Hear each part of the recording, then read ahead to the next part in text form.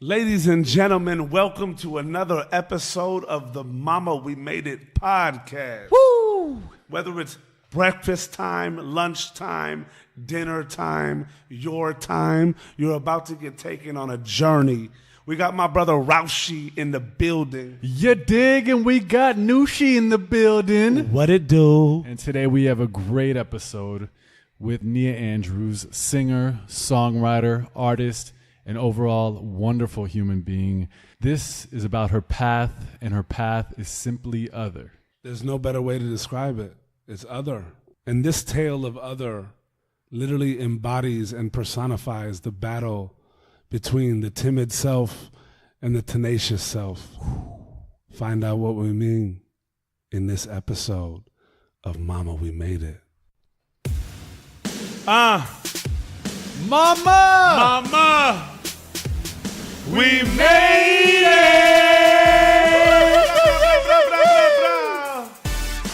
I said it too. What it do, though? No, you can come in here. Get in there, girl. It's all love.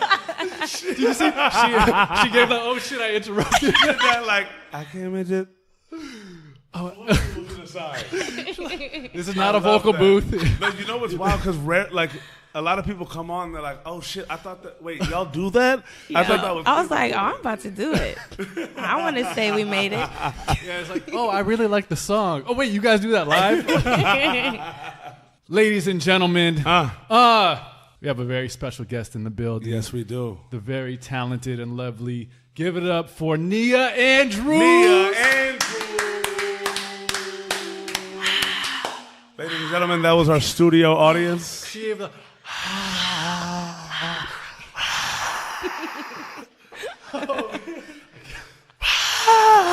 That's gonna sound so epic. That's gonna sound so epic. Well, Nia, thank you so much for coming on. I'm so glad we can make this happen. We've been talking about it for a little bit. Word. And more so, shout out to L'Oreal and Kalia for introducing. Ladies, shout out to y'all. The homies. Yes. This is amazing that you could be here. Where you are now on your journey is incredible, and we'll get there. Mm-hmm. You're on the cusp of doing amazing things. Mm-hmm. But the thing is, you've already done so many amazing things. And it's like you're just getting started. Yeah. And that's like, when we talk about this stuff in the journey, there's so much like untold story that goes up to that point where people actually start noticing things and you start getting like credibility or recognition. Mm-hmm. But most of the time it's like, no, I'm not like the best new artist. I've been doing this for 15 years and now you're just catching on. Word. So I can't wait to dive in and into your path, into your journey, the ups, the downs, and everything. So thank you. This is gonna be amazing. Yay! Yay! So getting into it, you're LA, Born and raised. born and raised. One of the few. Shout out. Mm-hmm. Incredible. But What's up, Shout out to y'all Angelinos. the Yeah. dub. Yeah. Mr. DOP? Yeah. We're a rare breed. Yep. Take us back to young Nia Andrews. Uh-huh. Where'd you grow up? What was life like as a youth, as a youngin? A youngin'. Little babe. Little I grew up babe. in Inglewood. Yeah. The wood. Yeah. I still- Always up to no good. You know, Mac 10 introduced that Inglewood to me, but I Inglewood's respect- like a tree-lined street to me. I Like, respect it. hella older people on my block that's been there for like 40, 50 years. I'm like, I don't understand that Inglewood, but I know it's there. I have a big family. Everybody, my whole family is here. Oh, that's incredible. Yeah. And so I've got 5 sisters. Oh wow. Yeah. And 5 stepsisters. Ooh. And so. And they're all here in LA. Everybody. That's amazing. Yeah, it's crazy. That's what. No brothers. Brothers in law. Okay. Play brothers. There it is. Hey, They came around. They came brothers, around. I see you. Yeah. No, it just was all girls. But I grew up as the 5th born of the 6 of us before I met my stepsisters, and I was the only musician. Really? Wow. Yeah. When did you start playing music? Was that very young? I mean, I don't remember when I started. It was like that. Yeah. Oh, wow. Like, there was a piano in the house, and I just always was, banging on it. Yeah. Yeah. But I didn't have lessons, and I wanted them so bad. When you're the fifth born, by then it's like, we're tired. Yeah. You know what I mean? Like, yeah, we'll get you lessons.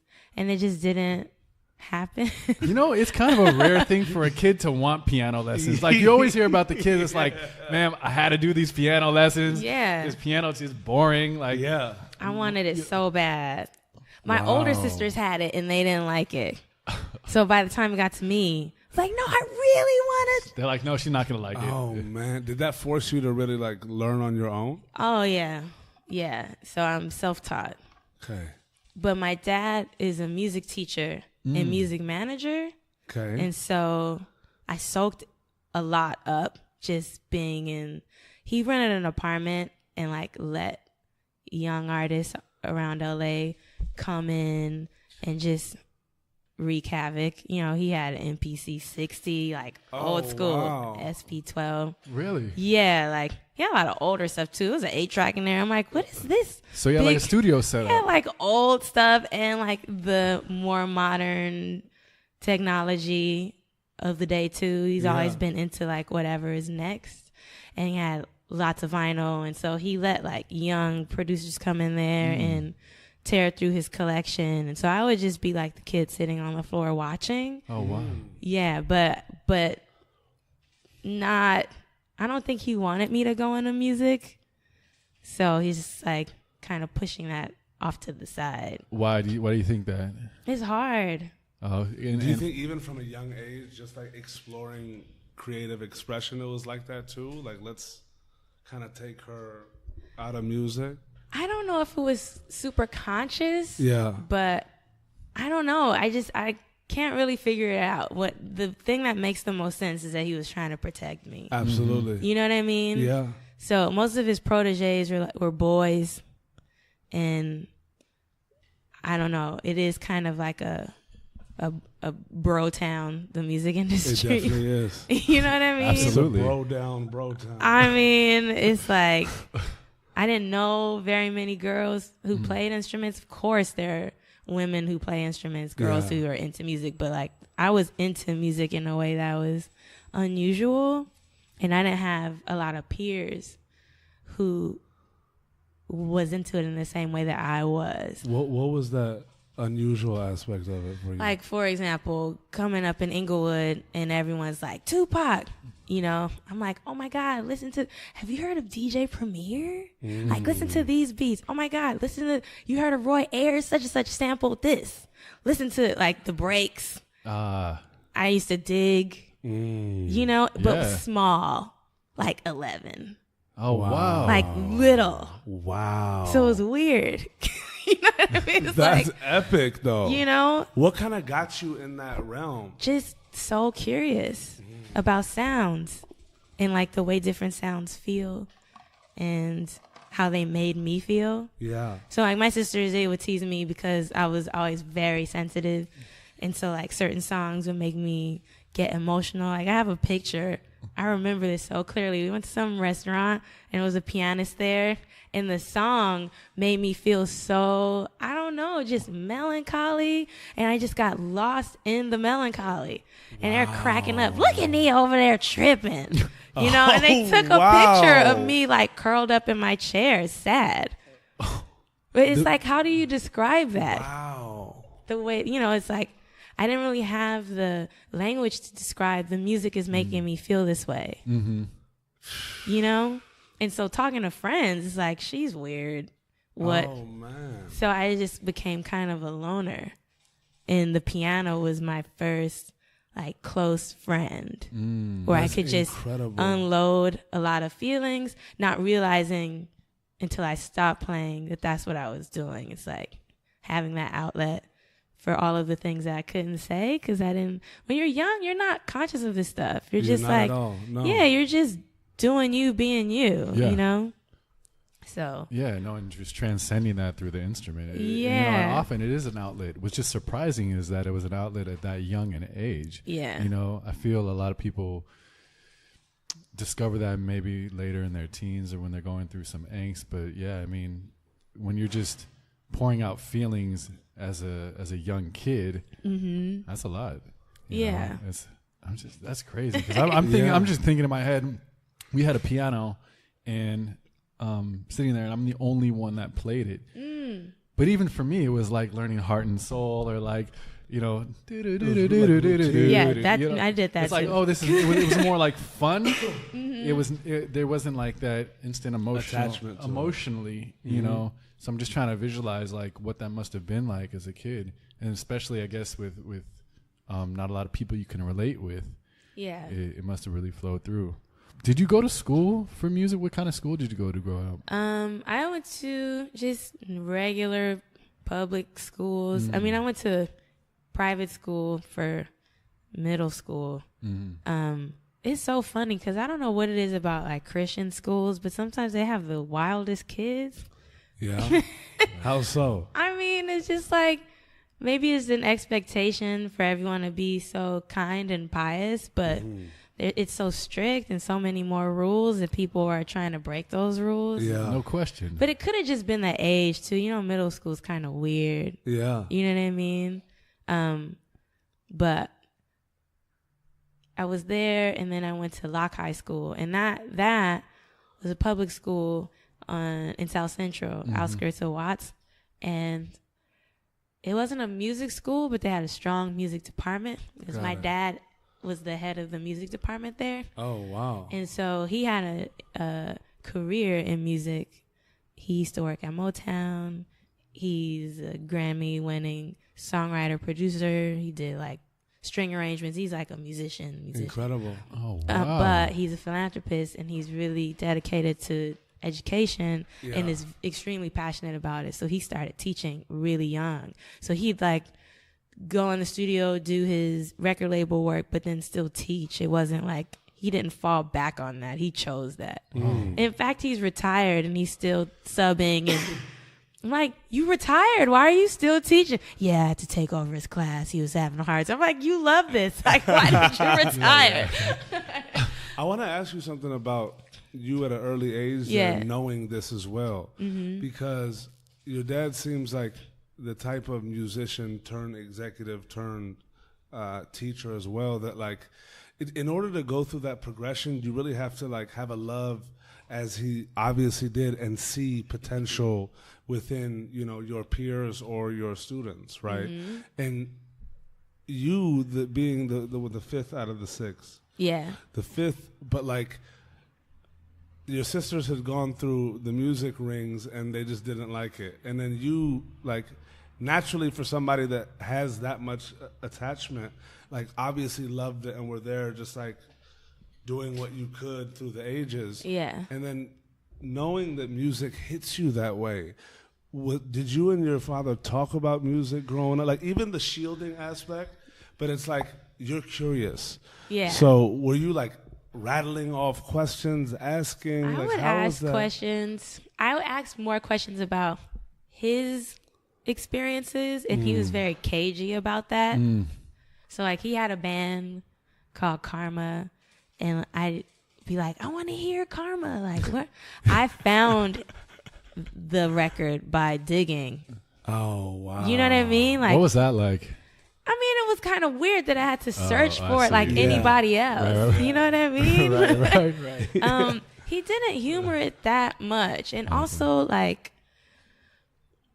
I am very hardworking. I've tried to unlearn my workaholic nature. What do you mean by that? Because I was so I identified myself with what I did to such a degree that I realized as I got older that I didn't have that much connection with who I was aside from what I did. You know what I mean? Wow. Yeah. So, like, I've been trying to practice successfully laziness just so I can, like, learn what it feels like to just be me, not I do this, I do that, and therefore I am. Because when you are not doing, when things like stand still, are you still going to like yourself? Are you still going to know yourself? And so my childhood was very much like high achieving, overachieving, trying to get attention. Like, look, I'm going to do this really well, and then maybe I'll get help. Or, okay, I'm going to achieve even more, then maybe I'll get attention. And what I instead paved was a road that showed, everything comes really easily to Nia, and they couldn't see the effort. Yeah. Because again, all my emotions were going into the piano. I was like not very vocal or verbal at all. Yeah.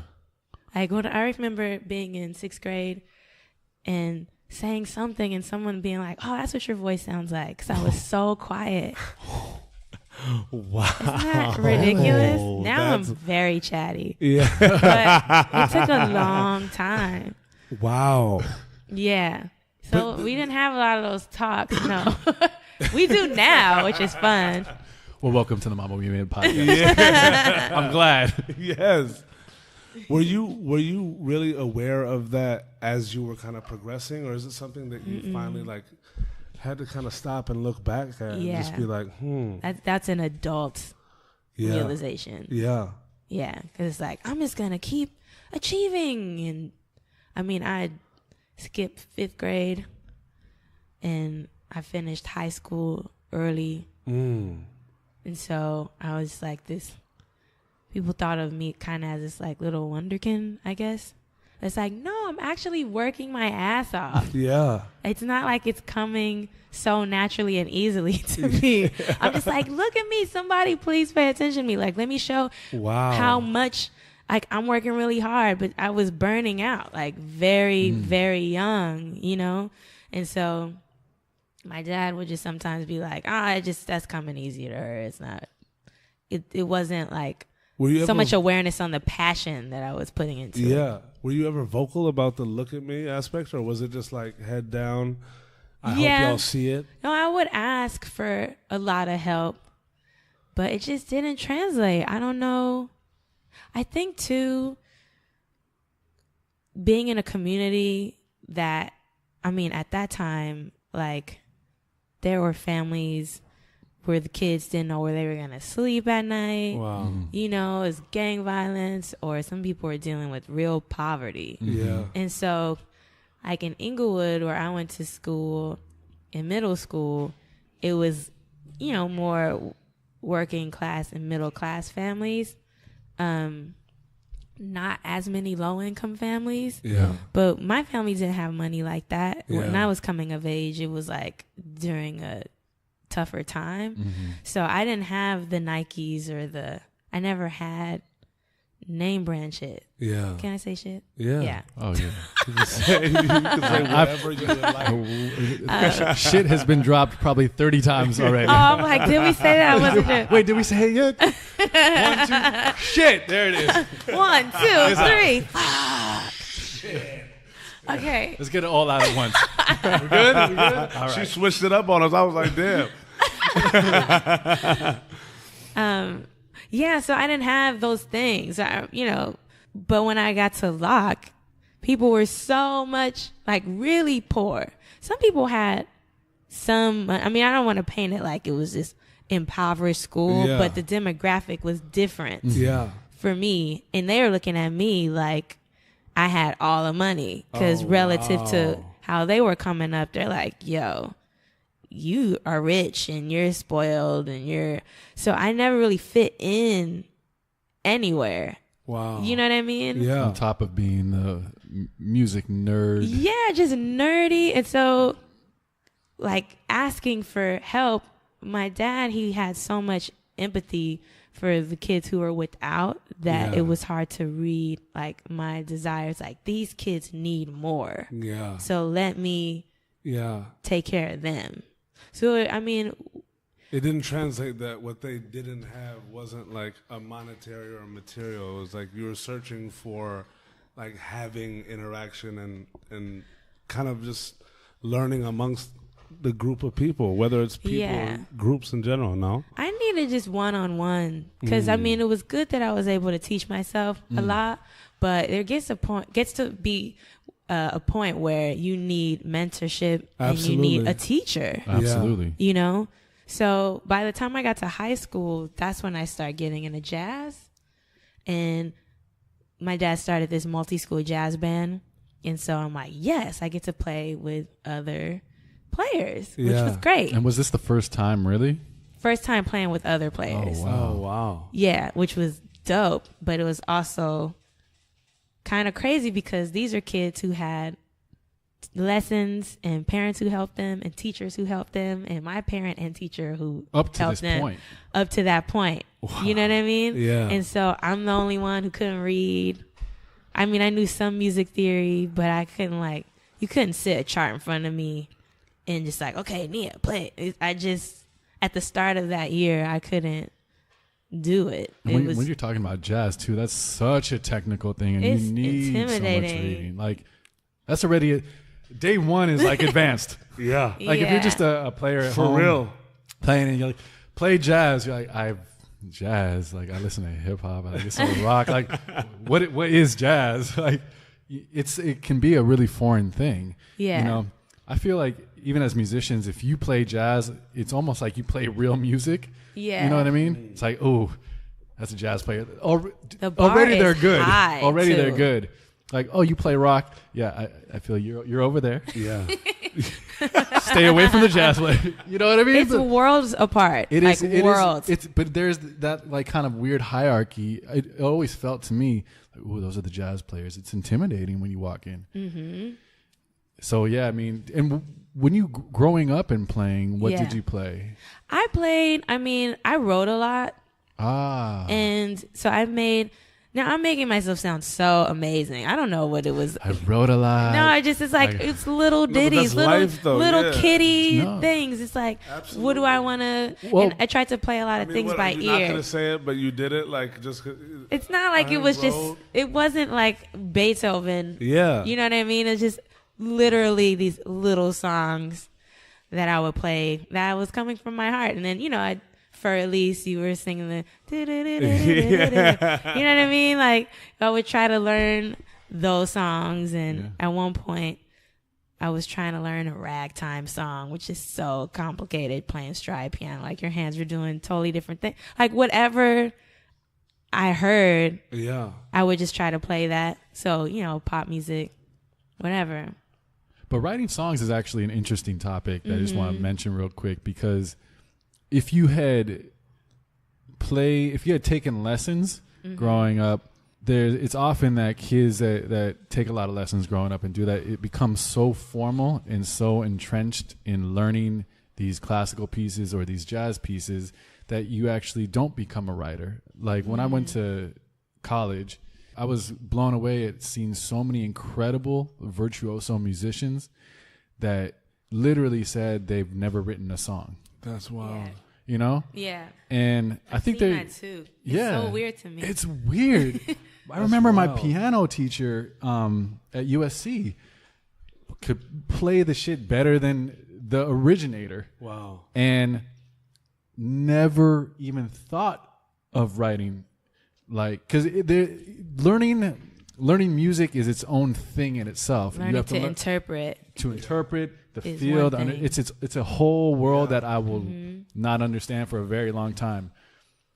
But songwriting is also its very own world. And I think it's just important to point that out for you to be that young and writing songs is little ditty as they were. Yeah. It still shows kind of where your head was at versus maybe the student in the box that had the lessons, Yeah, I always was a creator. Yeah. And I always thought that was normal. Ooh, I'm imagining that just ideas all the time. Yeah. So yeah. And not to mention people that take lessons also can be brilliant and are brilliant And songwriters. I know some. I know a lot. A lot, yeah. Yeah. But there's so many different 100%. layers and manifestations of musicianship, though. It's You know what true. I'm saying? Like, you'll have your band players, you'll have your session, guitarist, bass players, you'll have your guys that come in to help write. So there's so many different degrees, and it's wild, like thinking about this like little engine that would aspect of your childhood. Ooh, I like that. You know what I'm saying? Because it's one of those things where I kind of like, as we kind of progress, I want to go back and just hear your input on this, because it's like so many different artists and creators grow up so differently, even if they're in the same regions or in the same environments, or you put all things equal, so to speak. It's like, this is the pure humanality of it. Is like, this is how you were raised. You also were one of six, right? And it's like, people don't take into account, if like somebody has one child, they're dealing with that child, all the focus is on them. As parents grow and are also, have their careers and are building a growing family, in life, we don't put the dynamic of, you were the fifth. Yeah. Your parents had gone through The children and placement children. affects everything. Yeah. But it's like all of these things, wherever somebody is and born into a type of life, like all of these things out of our control can play a big role in how it's like set, right? And it's so like true. it's beautiful to hear it in your different, I guess, embodiments as you're going. There's so many questions like, did you have a group of like a couple friends that like felt it that way? But then you think back to like, holy shit, like elementary school, middle school, and high school, like cats are ruthless out here. You know what I'm saying? And if you're this little like rambunctious internally wanting to learn, but not getting how to say it, and you're always naturally seen as the one that knows it all. So like, but what are you saying? And Yeah. it's just insane, right? But it's crazy how like you're pushing against the grain and pushing against the grain. Yeah, I mean, forgive me. That's exactly like, it's like there's so many different embodiments and so many different aspects in life itself, as I'm sure we'll see, that like affect decisions and also like mediums of expression even. You know what I'm saying? Yeah. Let alone just music. How was the jazz band experience? Like at first you were just like, okay, It was dope, but it was scary because I had a lot of feel, a lot of heart, not a lot of technical ability. Yeah. So I wasn't the only piano player, but do I want to say I was the best piano? Oh, you better damn well say that. I mean, I think I was. Hell yeah, you were. Anusha's gonna yell at you in about 2 seconds. You keep this up, Anusha's gonna yell at you. Yeah, Just you in the terms best. of feel and sound. I mean, believe that's that. very biased, but that's what I I thought. might have to give her the humble. Yeah. Come on now. That's what I thought. I'm like, okay, I'm You damn killing right. it based on where I am, in the journey, having taught myself. But I think just being so raw, my feeling, I always really appreciated the way I sounded. Like Were you getting flack from your peers and the teachers of like, that's not how you do it?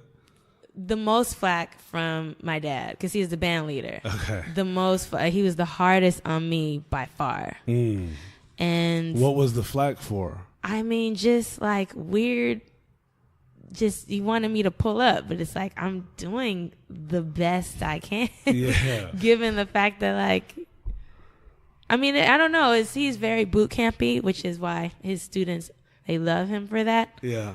I think it's also very male. And so I'm not working with testosterone. Like, males and females are fundamentally different. Yeah. We are very different. And so without that kind of, I mean, I think women have some testosterone, but it's just a different way of being. And I'm also like very sensitive. And this is not just some teacher. I'm going to go home and get my wounds licked by my parent. This is my teacher and my parent now. Oh, yeah. So, and I was like one of the only girls in the band. So it was fun playing with all these musicians, but the camaraderie, it was hard to have that because I'm the daughter of the scary band leader and I'm like coming to jazz band rehearsal in my cheerleading uniform sometimes and it's a bunch of hormonal boys. Yeah. Oh. And so I didn't even think about that until, I mean, some of them I'm still friends with and so we laugh about it now, but I didn't think like I'm causing all kind of hormonal confusion smiling in my cheerleading uniform like, oh my God, did you hear that Wayne Shorter record? Like trying to talk music and they can't even like. Yeah. I mean, it happens. You know what I mean? I'm not another person in the band. I'm a girl. Yeah. So it was just that divide too. Like the guys were all really tight and they're still tight to this day. And like, it's amazing, but I couldn't really get into that either. Yeah. Because, you know, I was a cute little girl. I can dig that. And you're a beautiful woman. Oh, you know what I'm saying? And you can be in a cheerleading outfit right now and still be having this damn podcast. You know what I mean? Let's go. Give me an A. You dig? But, so was it all of this that really, I mean, look, because you were balancing, I feel like you were like soaking and running at the same time. It was a lot. Like, you know what I'm saying? Just because it's like, you're skipping grades, you're internalizing all these things. Yeah. A phenomenal student, phenomenal, like, you put everything into working at learning and being curious and being great at things, right? It wasn't just to like be great. Like, no, I was just so hungry trying to prove something. It was look at me. Yeah. And like take me seriously too, because I say cute little girl, not like I'm saying it in a way that's saying I looked like a child. Yeah. Like when I was 15, I looked 9 years old, like straight up. I looked like a baby. And so I developed a seriousness to show like I am serious. Yeah. Take me seriously. Yeah. You know? 15. Yeah, I'm 15. I know. I've been you know, like it was there's constantly proving, you know? And I mean, by the time I was 15, I had a nervous breakdown. Really? Yeah. 15 years old, senior in high school. By the way, 15 years old, senior. A senior. Wow. So you were dealing with always being the little one and even looking like you're 10 years old. Yeah. The whole way through. But then given a lot of responsibility because I was hardworking. Yeah. But it being perceived as it's just easy for her. Was that just like torture for you? It was awful. It really was so hard. And then trying to prove, but no, I'm normal. Look, so I'm going to join the cheerleading squad and look, I'm having fun. I'm being a real high school student. I'm normal. Well, also like think about. It was so nuts. And think about, it's insane. Just to think of like the pressure on the mind at that point and just like what you're going through. And as a senior, like the people around you are older. 17, 18. In teenage years, that's like 40 and 50. No, it's so different. Yeah. And so to have that type of pressure and not even like your brain is still developing. Oh, yeah. You're a kid. Yeah. You know. And a late bloomer. I was short. It was like, just nuts. I was smaller than everybody. So you went in there as like kind of the social outcast, because it's like you hear of like young kids, elementary school and middle school and then going to college, so they have to deal with it just there. But you were the ultra young kid in high school also. I was accepted though because my sense of self was pretty strong. Like I looked really young. Yeah. And you know, I got my fair share of being teased all through school, but I learned really early, like if you don't give energy to it, people get bored with that really fast. And so, you know, I'd be teased and then I would just shrug like, okay. And then the person would be like, yeah. And then they think I was cool and want to know more about me. Awesome. It was a really weird, it wasn't intentional. I literally only cared about music. Yeah. I didn't really care about fitting in. I didn't have any of the stuff to fit in. Yeah. You know, like all the clothes and stuff. All my stuff was hand-me-downs from my sisters mostly. So I think that's why I'm into vintage to this day, because I'm not used to having a lot of new things. Wow. You know, like Absolutely. I hear you. Yeah, I just was always other, like always other. Wow. And when you had this nervous breakdown, what was that moment like? Was it like a one-time thing, or was it like, you know, A period of It was a Period of anxiety, period. I yeah. don't remember how long. I just remember that I kept breaking down, crying, and I couldn't read. Like, I knew something was up when I couldn't recognize words on a page. Oh my Oh, god. wow. I was like, I what's happening? I can't. I know there are words on the page. Like, it was almost like the book was upside down and the words were moving around. It's like my brain was just What is like, that like? yo, Can't even I'm imagine done. that. It was just a lot of pressure. I was on academic decathlon. I didn't want to be on it. But I just felt obligated. I had a hard time saying no. And then just trying to pull up in band. I mean, I grew leaps and bounds that year because I was playing with people who had more education and experience than me. So they were essentially better players than me.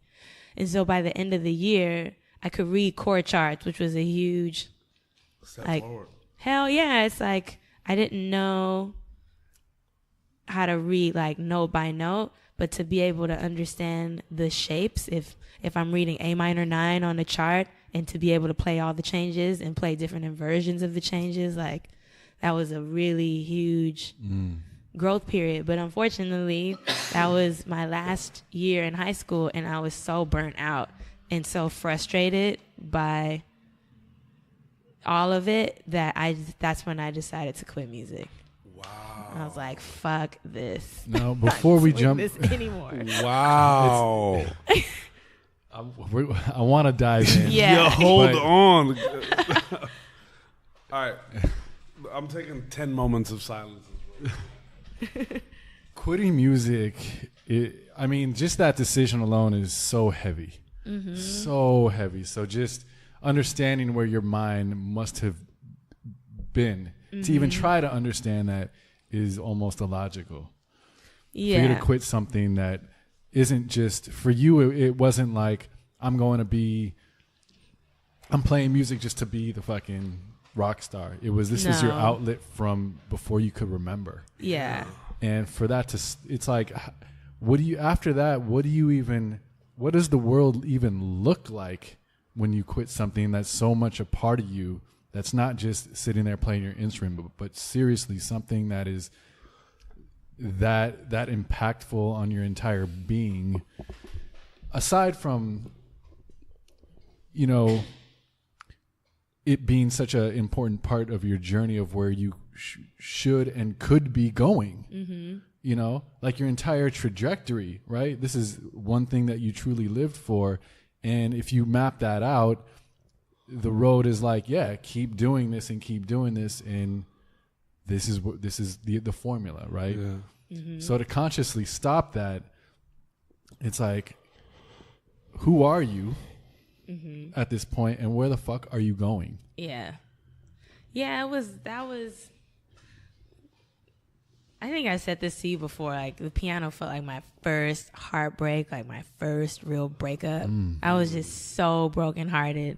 And it was an angry, like, fuck this. I didn't even curse at the time. I just was like, F this. What the helicopter is going on? But I know I'm not doing it. So Christian. What in the helicopter Is is going going on? on? Had to ask for the shit permission, but I'm in the helicopters over here. I get it. Yeah, it just, I mean, and my music aspirations were personal. It wasn't like, I want to be a star. It was, I want to play piano at Nordstrom's, and like to put myself through school. And maybe, I think Missy Elliott made me feel like, oh, maybe I can produce. I love that. So I was learning MIDI and just like making little beats. While you were in high school. Yeah. Always on a keyboard. I didn't have a drum machine. But did you start hating it, or was it like it was just breaking your heart? It just was too hard. Like all of it, all of my goals and all of my responsibilities that I took on myself. No one was like, yeah, you have to do this, you have to do that.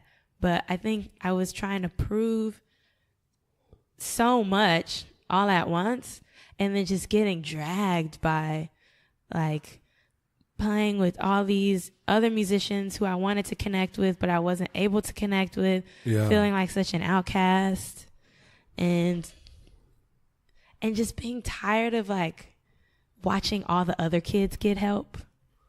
I was like, what is this for? This what? Is years and years. This is years. I'm like, what? Yeah. How much more can I swim upstream? My arms are tired. Yeah. It's cool. I'm gonna just close this piano up and I'll see you when I see you. And that was a long time. And it's a crazy dynamic that it was like, you know, it was under that like period was under the guy. Your father was the head of it, right? Yeah. So, and it's naturally like when your parent is a teacher and you're in the class, it just the dynamic offset is different. Yeah. And then to add to that, just like, you know, you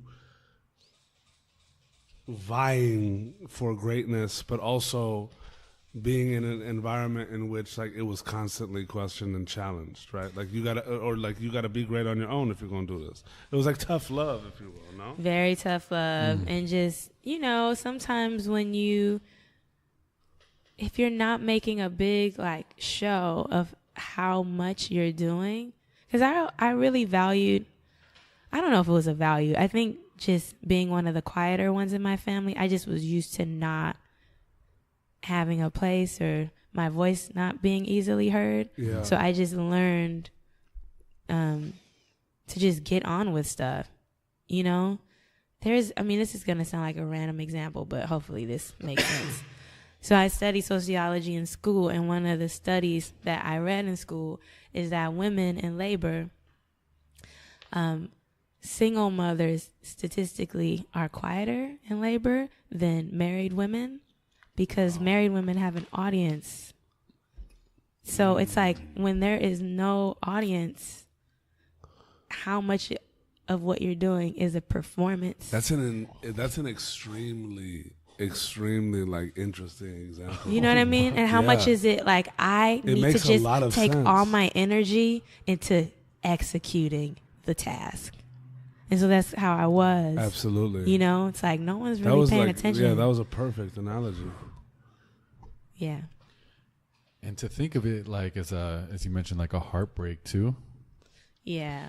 But you're the one breaking it up. I was like, that's, you. You know, it's like you're not getting your heart broken. I mean, you are, but you're the one doing it. You have control over that. Well, I just was feeling like you're not showing me your ways, piano, and I can only take myself so far. And, you know, I think it would have been better had I stayed in high school because I would have had more time growing at that rapid pace that I was, you know, I call it junior, senior year because I basically did 11th and 12th grade in 1 year. What made you do that? Just in a rush and again, overachieving. Yeah. You know what? I'm going to do it in 3. Yeah. It's like, why? I feel you. Why? With my son, I'm the complete opposite. Like I've been slowing him down and he's like, I could be in 5th grade right now. I'm like, yeah, but his birthday's in November and his year was the last year you could, I think now in California, you have to be 5 by September. Yeah. But his was the last year where you could be 5 by December and start kindergarten. Yeah. I'm like, I don't want him to be 4 in kindergarten. Like, your child is the shortest period of your life. Yeah. If your life is not cut short. It's wild because, like, now that I think about it, like, in the 2nd grade for me, they kind of brought me into to the office and was telling my parents that, like, how destructive I was, but smart I was. Like, they're like, your son's bored in class. Yeah. Right? And he's taking it out on everybody else. But he's just like, ask questions, like, is too smart with his words, and they literally were like, we could either put him on Ritalin or he could skip a grade. And my parents, and hearing you just makes that make so much more sense now from that perspective, is that they were like, look, you're not putting any medicine in my child. B, we're not going to take him from his friends. Like, you're going to keep him there. It's your job to figure it out. You figure out how to handle a student, right? But we're not going to elevate him at the time. And it's crazy because I even thought about it in high school, like, I should just skip some grades. Like, let me just get the fuck out of here. But there's also just like a flow to where it's like that comfort level of like being able to bless you. It's crazy because I'm like sidebar, but like I'm the consistent cougher that it sounds like an outrageous sneeze. I don't even edit it out anymore. I still say thank you. Yeah, but like I'm also the type when I hear one, I'm like, was that a cough or a sneeze? Hold on, it was in between. Yeah. Bless you. But it's to see that dynamic. It's like it's beautiful to see that, you know, you at the end of the day, it's wild like being a parent because you go through life, you experience all of that, and then you try and impart it on your seed. You know what I'm saying? And it's crazy to think about that when, as we're kids, we don't realize, you know, okay, so if this is like that for every parent, like they were doing it for me. And then what was that? You know what I'm saying? Yeah. And most of the time, parents are responding to what they perceive that they needed. Yeah. And so it is kind of a tricky dance between, okay, because this is what I needed, but way. This is a totally different person than me. Yeah. You know? And the times change. Like society changes. So unless you're adapting to that, it becomes just, you know, the old guard in a new, you know, scenario, if you will. How was college like for you at that age? College was weird. Or imagine going to college at 15. Well, I turned 16 by then. My birthday's in the summer, so right before school started. Forgive me. I turned 16. And you went to UCLA. I went to UCLA. Which is like a cult, like a city. It is. When I'm there, like, I went to a show there recently, and it still blows my mind how freaking huge it is. Yeah. It is literally its own universe. And it's got this, like, hilly enclaves. It's like you're going up to different castles, like, out of nowhere. And it's like it's a very idyllic, stereotypically collegiate setting. Like, absolutely. So many films and TV shows are shot there. Dear White People is shot there. It just looks like this is what a college is supposed to look like. It's your quintessential college, folks. Yeah. So I hated it. I didn't want to go there. I wanted to leave LA. I just needed something else. But my parents were like, you're not going off to school at 15 years old. Like, you will go to UCLA. Yeah. I mean, USC was not in question because it was expensive. Yeah. But see, what's crazy is like just even knowing this, we've been talking about this. I literally forgot. Like, wait, why wouldn't you go off to school? Oh yeah, you're 15. I was a child. Like, you know, I was responsible and like a little granny inside. I still am. I always have been, little old lady inside. But they're just like, nah. I'm like, I don't understand. Like, I've proven that I'm responsible, but I think my sensitivity was just a lot. I mean, I'm the artist of the family. Now I see it as like, it's normal to me because I am an artist, and my son is similar. He's super sensitive, emotional. He's creative, but in a family of non-creatives, it's like, oh my God, what is she sad about now? Or what is she going through now? Or, here we go. It's, it's just too much. So they're like, you will stay here. And so I went to school, and it was the first time I was around in a long time, because high school was like a lot of artists or musicians, just people creating all the time. Yeah. It was like a hood version of fame, kind of like walking down the hallways, people freestyling and beatboxing on the way to class. Like, it was so musical. And to this day, it was one of my favorite times just in the sense of being around so much pure raw creativity where the kids didn't even know what they had. I'm like, this is incredible. So then I go to UCLA and it's like all flossy and kids from smaller cities who want to come to the big city. Right. And they introduced me to the LA everybody hates. Yeah. So that shit was whack. Because I was like, Sunset Strip? Really? That's where you guys want to go? Hollywood? Like what? No, it's true. Because UCLA, there's a lot of out of towners that go there, and a lot of people just from California that come down and go there that want to get the LA experience. Just like, I guess, anyone else. But like you say, if you're from here, you're like, really? My experience was also just not that. So it was like, I was in like Leimert school, Park. no? I was in In Watts. I was in more South LA, my experience. And just, that was not the LA that you see on TV. And that's what the transplants wanted to experience. And I get that. Yeah. But it was very hard. A hard transition because it slammed me back into another version of otherness, which is like, I just felt so eclectic by comparison to everyone else.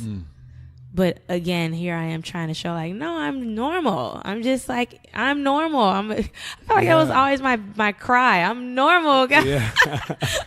You're literally 16 in college. You're not normal. I mean, it just is like, I'm like everybody else. Like, can we share interests instead of being this big blob of sameness? Like, no, we all want to go here. It's like, okay, but there's this other spot that I know. Do you guys want to come with me there? No, it's going to be some weird shit. We're not gonna, and now weird is normal. And so it's just, it was an adjustment.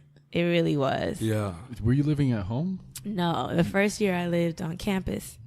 That's crazy. Yeah, and so that was. But how was scary? That? How was that? Even you're in the same city, but how was that leaving your home?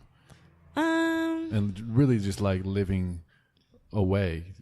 It was kind of a relief to like be in a different environment, but I went through massive culture shock because in South LA is black people and Latinos, and that's it. And both of my roommates were white.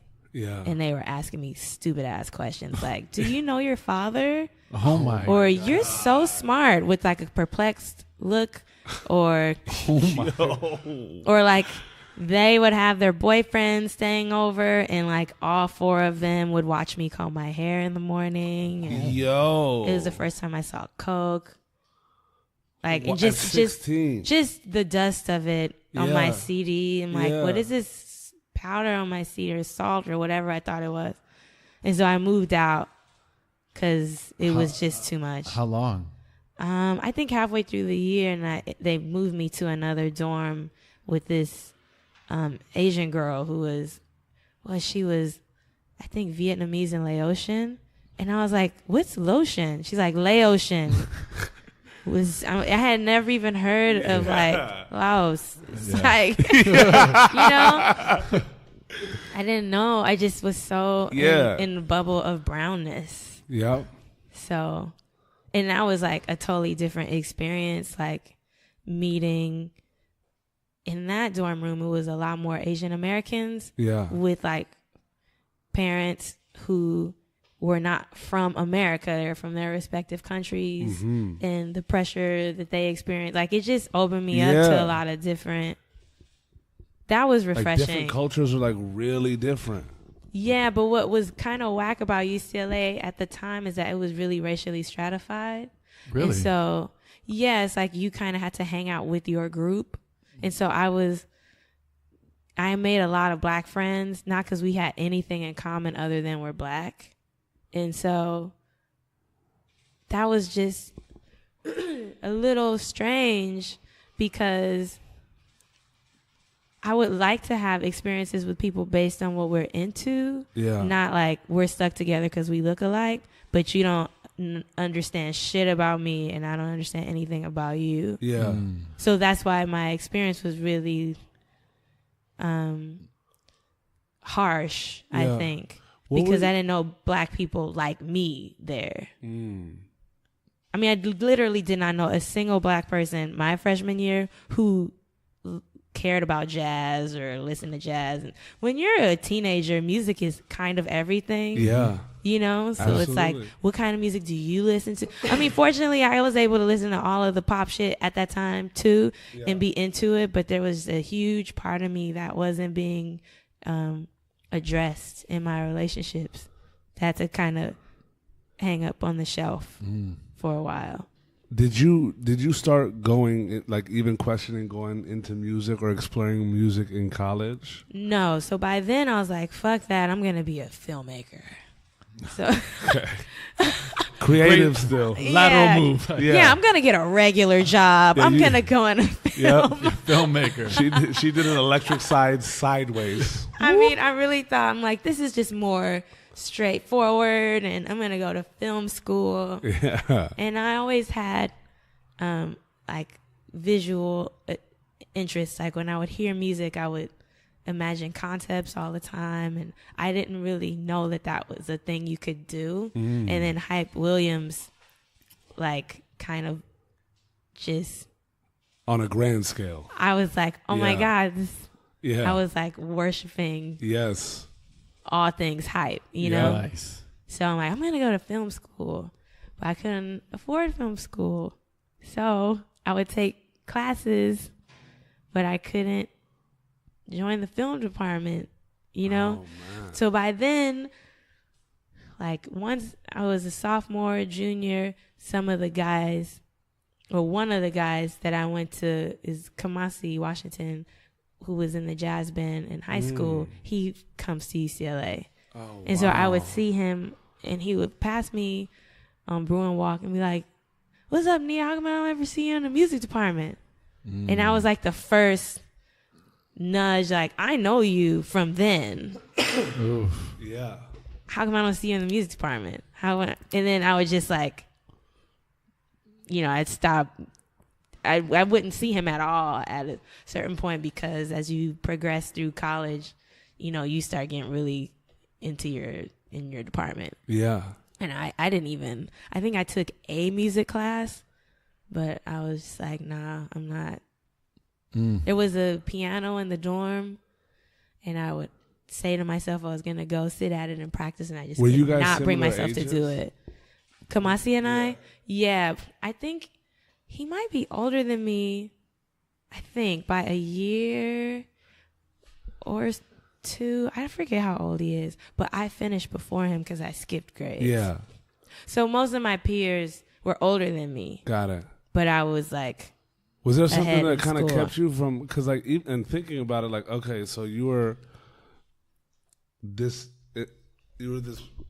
little girl that literally, like, felt music and saw music this way, right? yeah, And then amongst your peers naturally become, where you look at it now, like, become these musicians that really have an impact culturally and just, like, in terms of the talent. Like, a guy like Kamasi Washington, it's like, when you're describing yourself, you would think that even at that age there was a semblance of that in him also. oh, he's extremely, Right. he's one of the most hardworking musicians I know.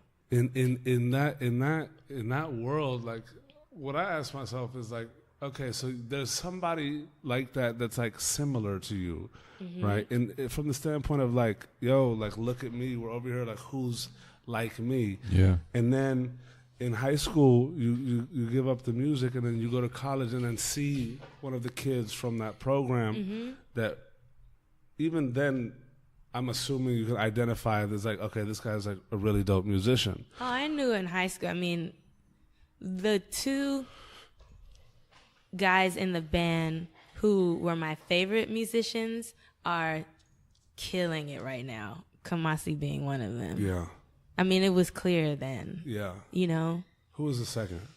Thundercat. See, these are like legend, like a legend, a young lioness legend, and two legends, like, in the flesh. I'm very far, ability-wise, as a player than them because I stopped. So I can't even put myself in the same. Absolutely. class. No. That's the jazz musician. Like that jazz bar that you were talking about. Oh, well, it's like, yeah. it's just like. Man. Was there They're the ones that, pushing that bar. Yes. Yeah. During that period in college, where also like naturally like you're becoming like 17, 18, like you're becoming that, true to form, into womanhood. Yeah. You know what I mean? Was there something that stopped you from like even when Kamasi would say like, "Yo, what's going on? Like, why aren't you in the music program?" Oh no, I was to reach done. out? Oh, you were just. I was like, no, I think that's it. Maybe it. I'll just play music for me. Got but it. I mean, I did not touch a piano. I was like, I'm gonna be a filmmaker. That's it. I really loved film. I love music video really as a format. Yeah. Because it was so free form, and you could it's like painting to music. It's like, how does the music inspire you? How does it make you feel? Can you put a visual to match how the music makes you feel? Yeah. So I'm like, okay, I'm going to do that. But since I couldn't afford film school, it got to a point where I was like, dang, this is getting really hard. I'm having a hard time paying for this. Yeah. I mean, my parents did what they could, but it was still like, it was a tough time. I came of age during, I think, my parents' toughest financial time. So that was tough, and I was too young to claim independent. So I couldn't like get financial aid myself. Like I knew some people getting welfare in college. I couldn't qualify for that because I was a minor. Right. So I took, I didn't want to drop out because I would have been pissed off if I had wasted money and time in school with nothing to show for it. And I also had like a really like intense sense of responsibility to my ancestors who weren't allowed to go to school. So I felt like I had to finish. I was intense as a child. I'm like, my ancestors they weren't allowed to read or write. Some people would die to go. Like, I have to finish. So UCLA, the minimum, it's on quarter system, so it's very fast, stressful system. And 10 I think weeks in and out, no? I think it's 10 or 12. I forget. It's fast. Yeah. Maybe it's 10. I don't remember. Yeah.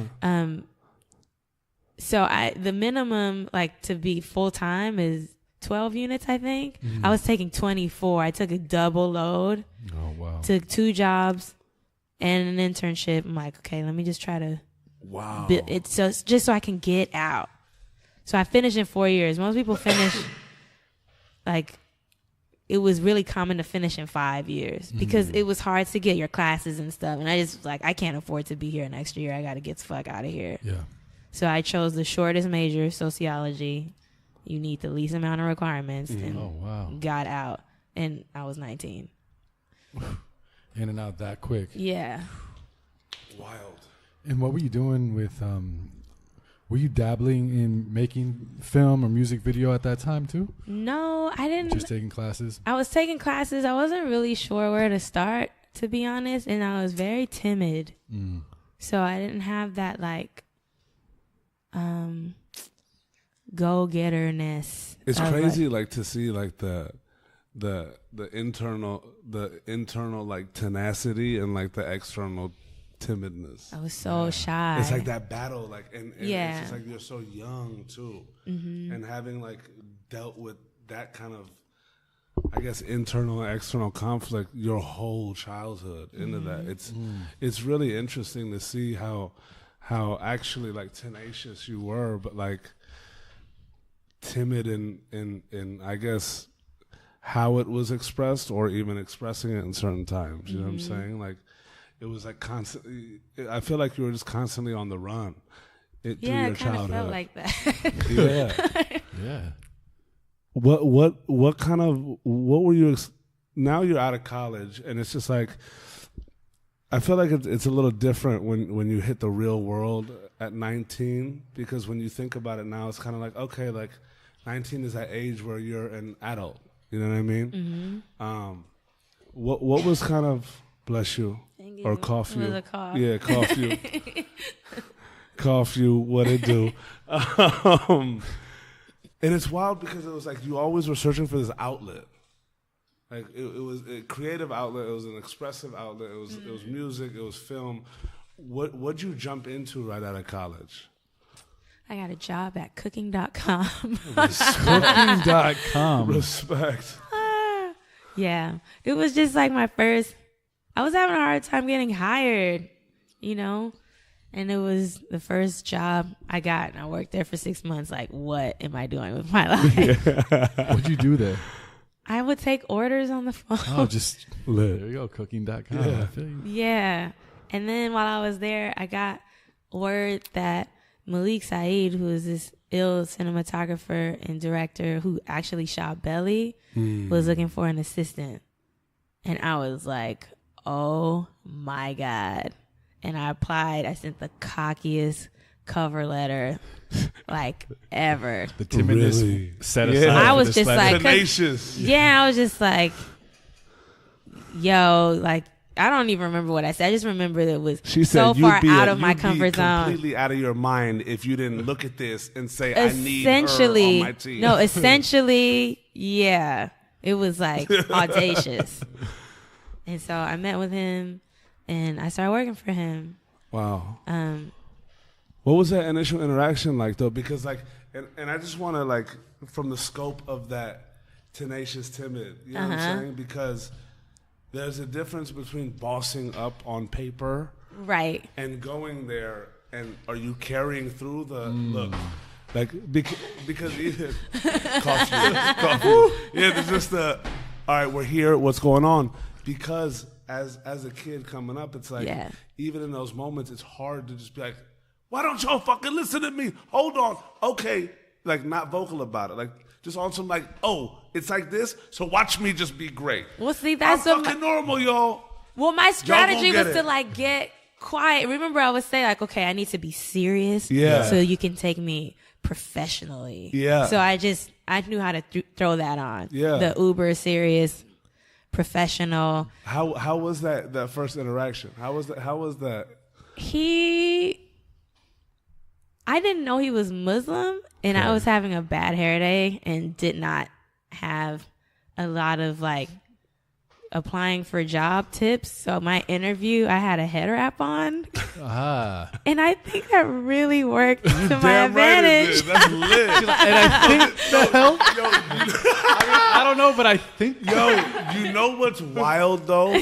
Just in all of this, there's been so many moments where you could think and be like, damn, it was almost as if it was set up. Yo, to the be universe fit, was to like, fail or yes. to like be like really fucking difficult. Yeah. And then in your not knowingness in that way. Shout out to the gorgeous hair. You had a head wrap on. And I was like, my sister, how are you? He was just like, Pleasure to oh, see okay. you. I could tell he was a little more open, you know. And the fact you didn't know. Like, I you went in didn't there even know. blind. Like, another going in there blind with that. You know what I mean? The 15-year-old going, the 16-year-old going into college is, what's going to happen? Now you just went in blind, like, my okay. God. That's amazing. Yeah, I'm going to see this direction. Ooh, my hair, holy. It's like my hair. I All don't know right, what let to me do with wrap my hair this today. real I'm quick. about to just, And you yeah. rolled up in there and I was love just it. like, ting. Yeah, my guardian angels have my back on that Yeah. one. Finally. Yeah. Shit. Where y'all been at? But how was that?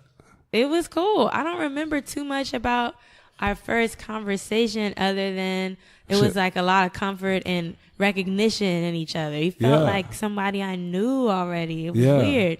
And he's still like a brother to this day. Absolutely. Awesome. Yeah.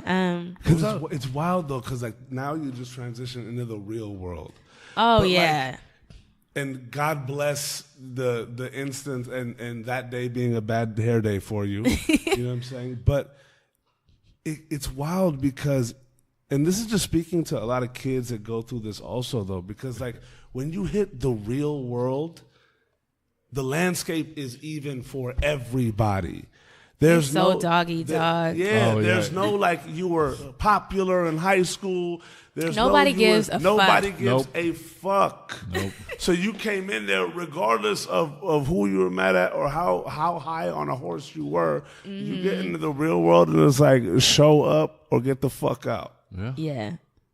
And it's wild because you literally, in my eyes, just had been preparing to show up. Because your work, it's, at the end of the day, it's work ethic that either accelerates you or just like leaves you, doing backstroke in a pool of mediocrity. You know what I'm saying?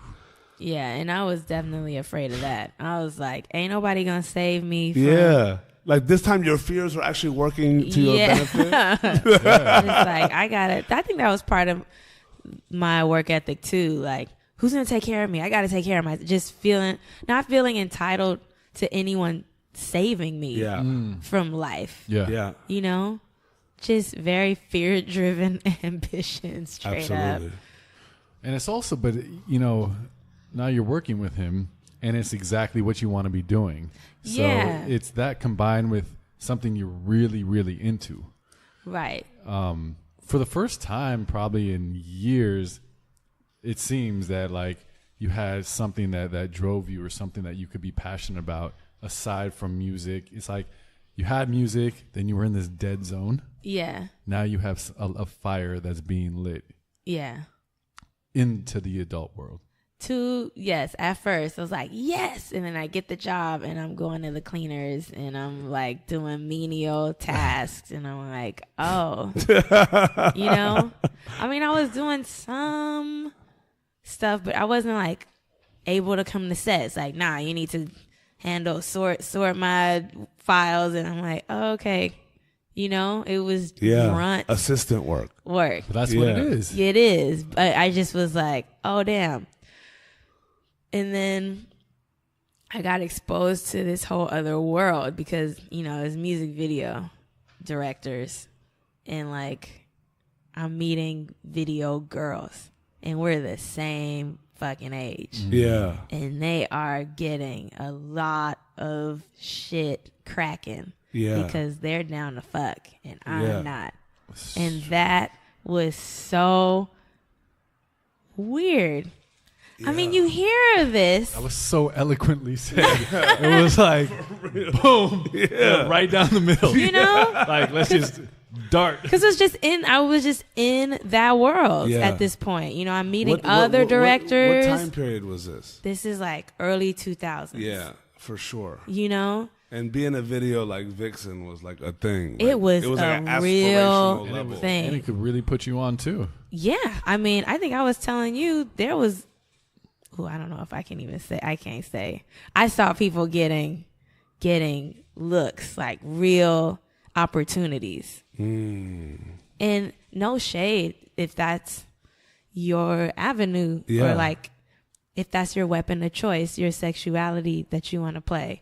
I mean, I would just be looking at these women like, damn, you're older than me, or we're the exact same age, and I wish I could just commodify my femininity, but I was just so nerdy and like shy and awkward. I didn't even see myself like that.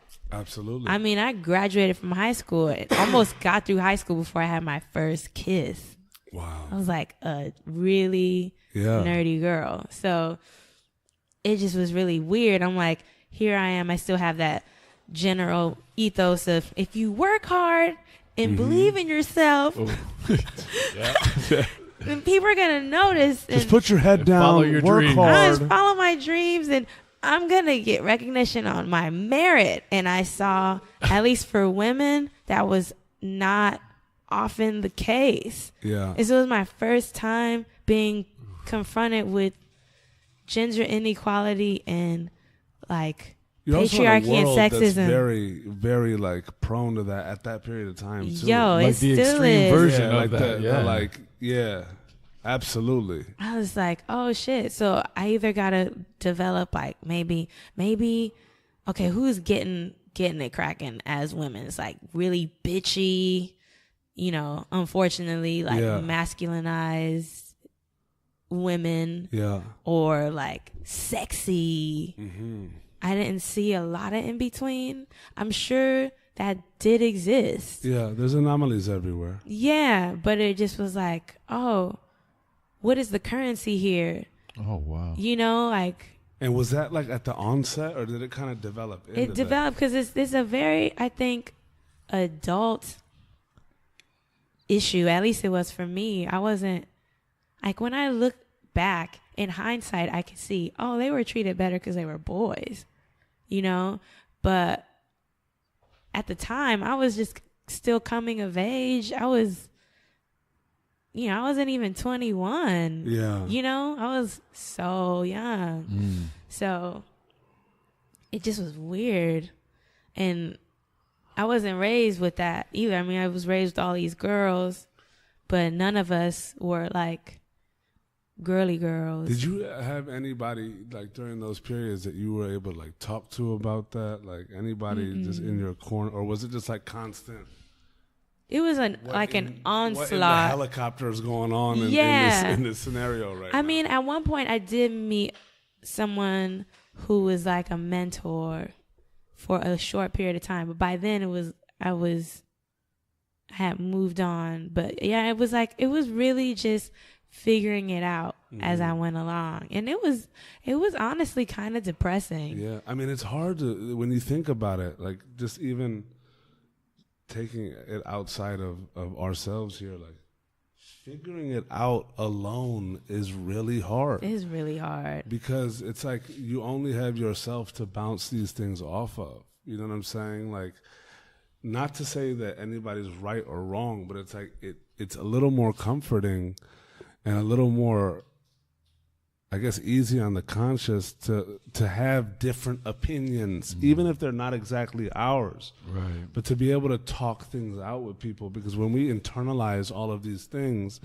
it really does, you know, we all go through it at certain points in our lives. You know what I'm saying? Like, but that's really hard to just internalize it and try and work through it alone. It was really, my brain was just exploding. I'm like, Yeah. I don't understand what was going on. And my peers, I think I had said this to you, Joe, before, like, it was really hard to get empathy from my peers or to even talk, because it would read, I guess at that age, it's more competitive. Yeah. It would read like I was bragging, like, oh, you just hanging out with this director and that director and this artist and that artist.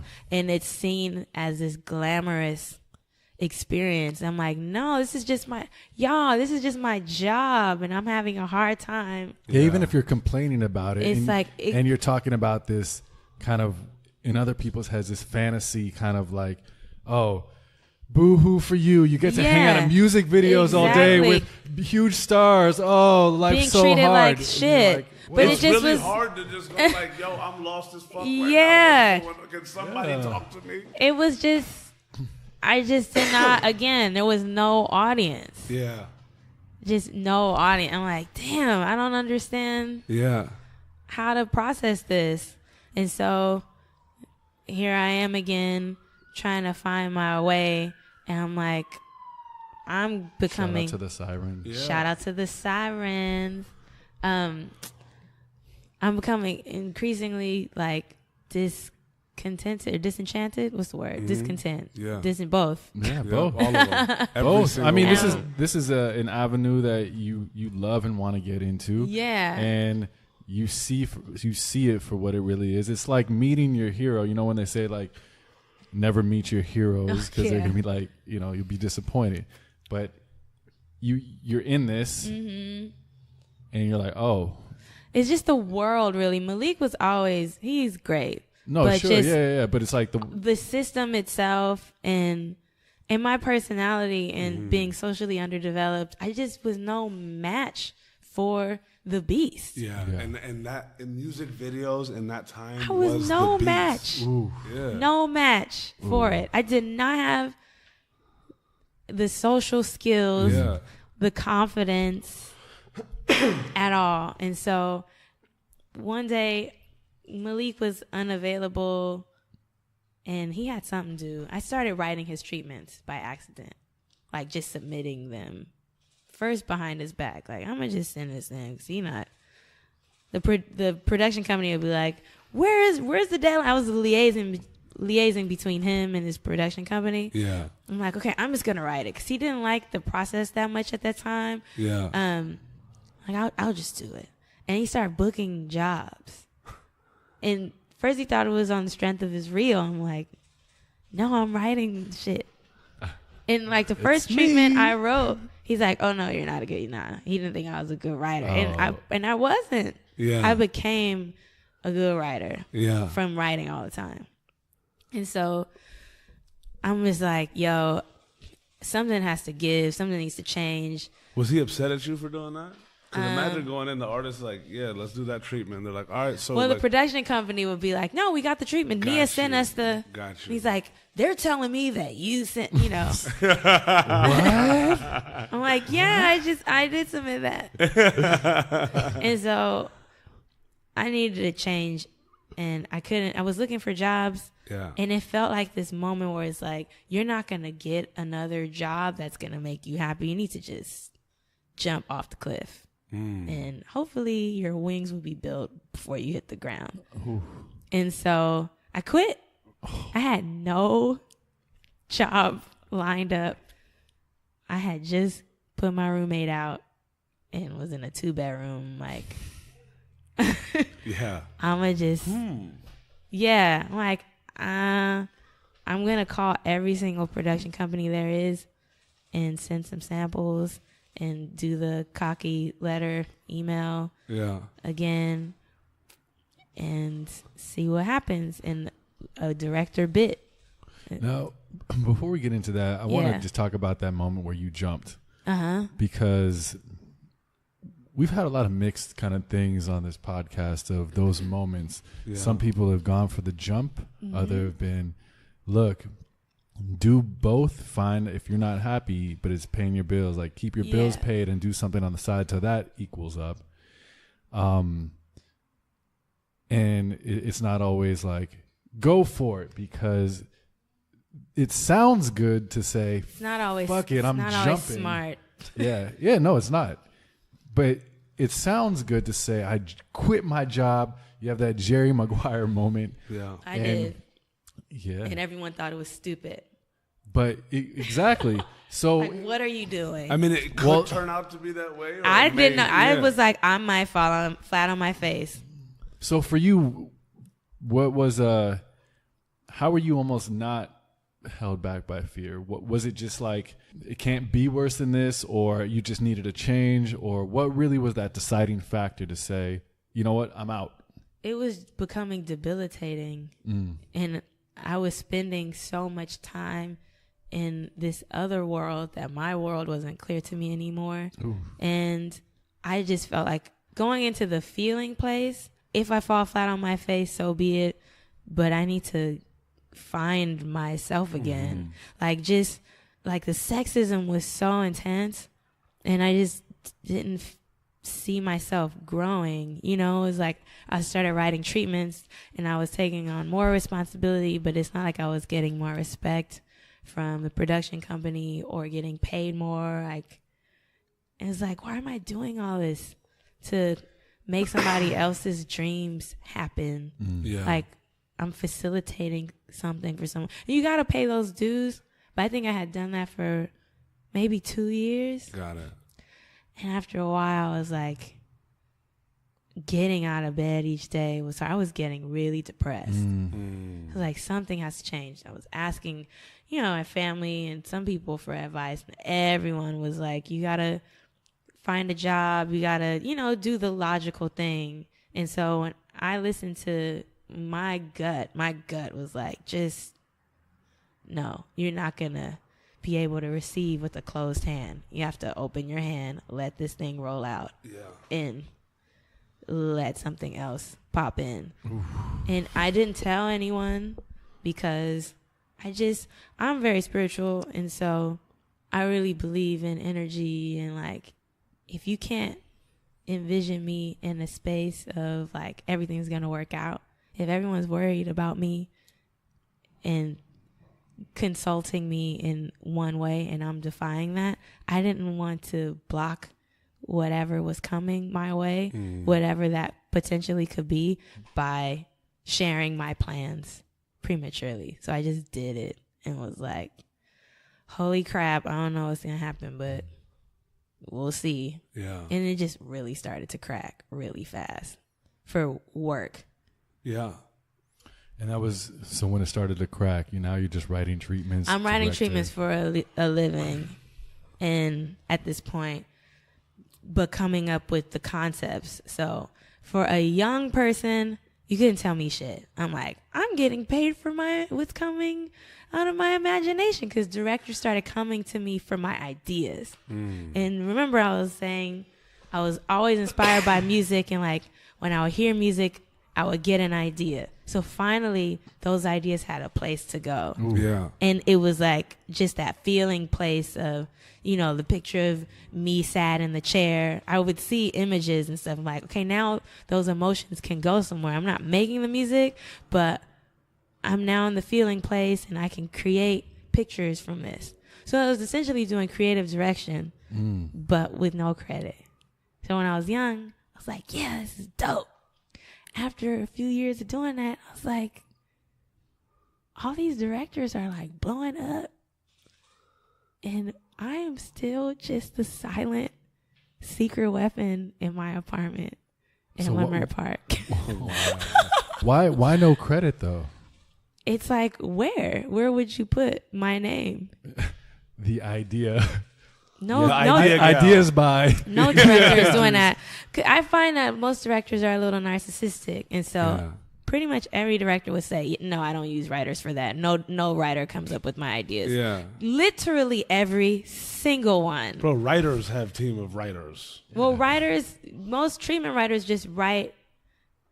Traditionally, you have the director convey the idea to you, and you make it sound nice. That's it. Sometimes directors will be like, yeah, this is the track. I got a little bit of an idea. Let me work on it. And I'd say, well, I could flesh it out and see what I can come up with. Nah, I don't work with writers like that. Every single one. And then I would send like maybe 4 different ideas, and they'd be like, yo, what? And then start getting addicted to me coming up with the concepts. And so I'm like, yo, the director's job as a music video director is to conceive the idea that you're going to shoot, And so I started writing for so many directors, like all at once. I mean, were you in a position where you could start commanding more money? Like, I did a little bit, but it was, the budgets were what they were. It's not like money was super flowing. It started really slowing down. Quick. Like the golden age was like the 90s. Yeah. This is the 2000s now. For sure. I was making all right money, especially to be that age and to be autonomous. And I had no example of, like right now is very common to see, we have the term creative. I'm a creative. Yeah. Like there was no word for it. I didn't know that what I was essentially doing was creative direction. And also, I didn't know I had not a single peer who was self-employed. So I was learning as I went along with no example of it. No, like business. There was no like business side of this that you could latch on to. I had to. It's like, I got ideas. Here they are. Pay me. Done. Yeah, and I just had to like really be on top of it. Yeah. Was it something that kind of built up into just like the where you started getting a distaste for it? Was it more so of like, wait, I'm not getting acknowledged and compensated for this? Or was it just like, I just don't like this whole field anymore? I didn't dislike it because I really loved the creativity. Like writing became fun. Yeah. But I got to a point where I was being hired so much that I was writing more than I was living. Yeah. Absolutely. And I was like, I'm just waking up and starting to write at 6 a.m. to meet my East Coast clients and going to bed at 2 a.m. writing until then to meet my West Coast night owls. You know what I mean? So it was like, I was just writing. Yeah. My dreams would get confusing. I'm like, did that happen or did I? It was just like so nuts. Yeah. You put yourself through the gauntlet. Yeah. It's like it's why it's I don't even know what the correct word is, but it's incredible to kind of just see how consistently you put yourself under like immense energy requiring like creative needs and expressions. Mm-hmm. It's like you took the world. It literally is like I just can sit back and just smile and I'm like, wow, like you literally were taking the weight of the world along your shoulders. I guess so. I mean, it was a lot of pressure. I didn't feel like I was taking the weight of the world on my shoulders because I was working from home for. Got it. I was my own boss. Yeah. And at the time, you couldn't tell me nothing. Yeah. I was like, yes, I'm not going into that office anymore. Like, a lot of the people that I was working with, they never even met me in person. It's like I was a voice on the phone and an email address, you know, just going back and forth. So it wasn't like I was, I mean, there was some days where I didn't even have to get dressed. I got to learn, like, okay, I'm working from home. I have to be super disciplined about walk outside today, like interact with another human being. Like there would be days where I would not see another human being. Wow. You know? Yeah. Which gets a little weird after a while. Absolutely. It's like solitary confinement. I mean, that's not. Very writery kind of experience. Yeah. But yeah, it was cute for a minute. Like, absolutely. Making money. I mean, there's a honeymoon period. It really was like, ooh, yeah, I have so much freedom. But the turning point came when, I said I wasn't like living, right? Mm-hmm. And I started, I talked to you about this before, Joe, where I was noticing that I was starting to get jealous of musicians. Yeah. Oof. I was like, what? Wow. I'm not really jealous. I don't get jealous often. Yeah. And I really appreciate jealousy because it's such a good teacher. Mm. Oh, I love that. Right? It's like a map. Yeah. It's like you actually want to be doing that. Mm-hmm. Jealousy is just a map to where you really want to be. Yeah. Otherwise, you wouldn't be hating. Well, if you see it as a teacher, like you're obviously be like, whoa, you've arrived. What are you here to show me? Come stunt real quick. I love that Or it could just fester, like, oh my God, I just fucking. Well, it's such an interesting perspective because you're kind of taught to be like, yo, don't be jealous, don't be jealous. Yeah. I was telling Nia, like, when stopped playing in New Kingdom, I could not go to concerts. Wow. Because in my mind, it was supreme jealousy. Yeah. But also that competitiveness of like, oh, I'll fucking tear it up on the stage if I was there. Like, oh, you know, like you just like get like, oh, I'd kill it. Like you just get and like, you know, you get it's like competitive mixed with jealousy, and it's such a weird feeling, and also kind of knowing like that you once were the shit, so you kind of have that edge. It's not like one day I want to be a musician. It's like, no, at one point you could rock with the best of them, or at least in your mind you could. So to see other people do it, you're like, It sucked. It sucked. It really was hard. And I mean, that last year defeated me, so I didn't feel like I didn't end music on a high. Like, I'm killing it. No. I actually felt like this sucks. Yeah. I suck. But it was just so. I just noticed like I would get this little twinge of something's got to change. So usually when I'm feeling like, okay, I'm not flowing, I'm not feeling good, and life doesn't always feel good, but you know your personal barometer. You know when it's a bad day, and you know when it's like, okay, this is a bad period in my life.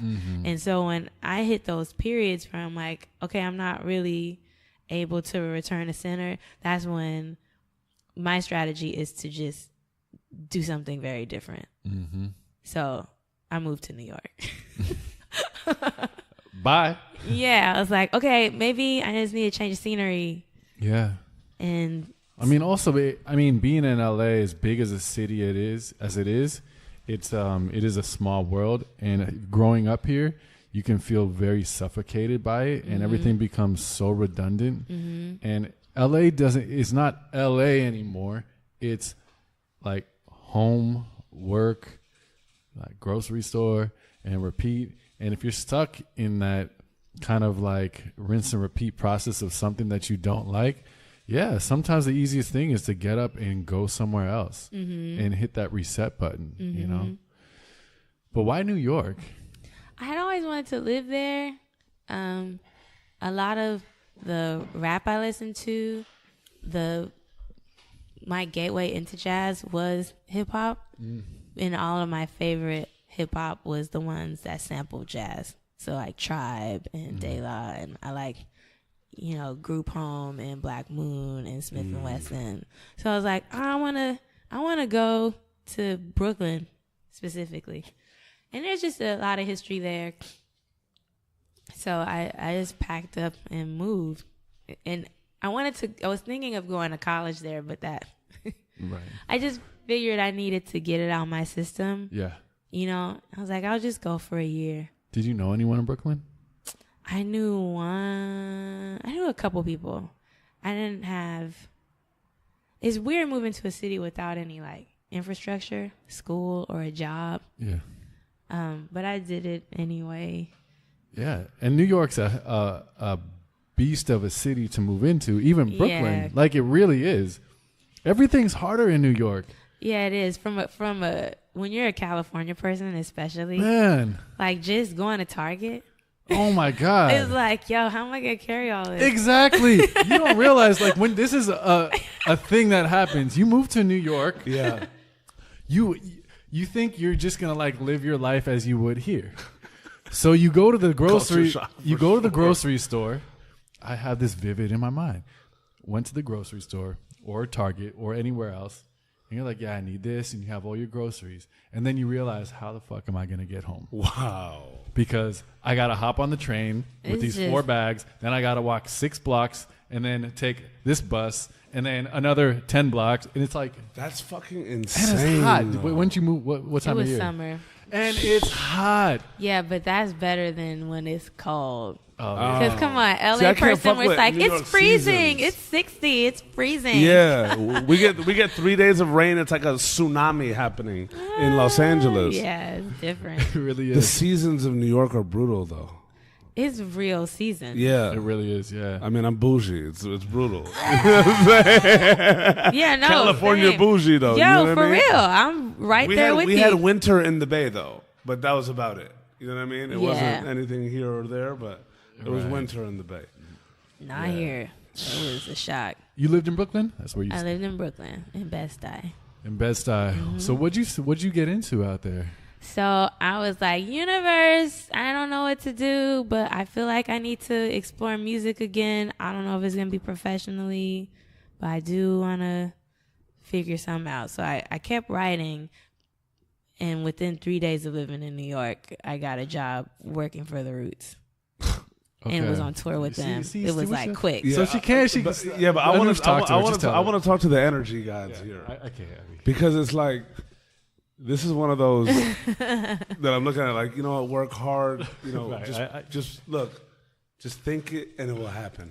Yo, sometimes that shit, it happens like that. Can you take us through then that thought becoming Manifest? reality and the manifestation of the manifesto? So we are all vibrational beings. Yes, holler at me. I'm currently vibrating like a motherfucker. We are always vibrating. And you know, you're about to have me out myself as the hippie dippy person that I am. You've already outed yourself as like being a very firm energy believer. Like we're just like dipping and diving and dancing with it. You know, I'm doing the merengue of energy right now.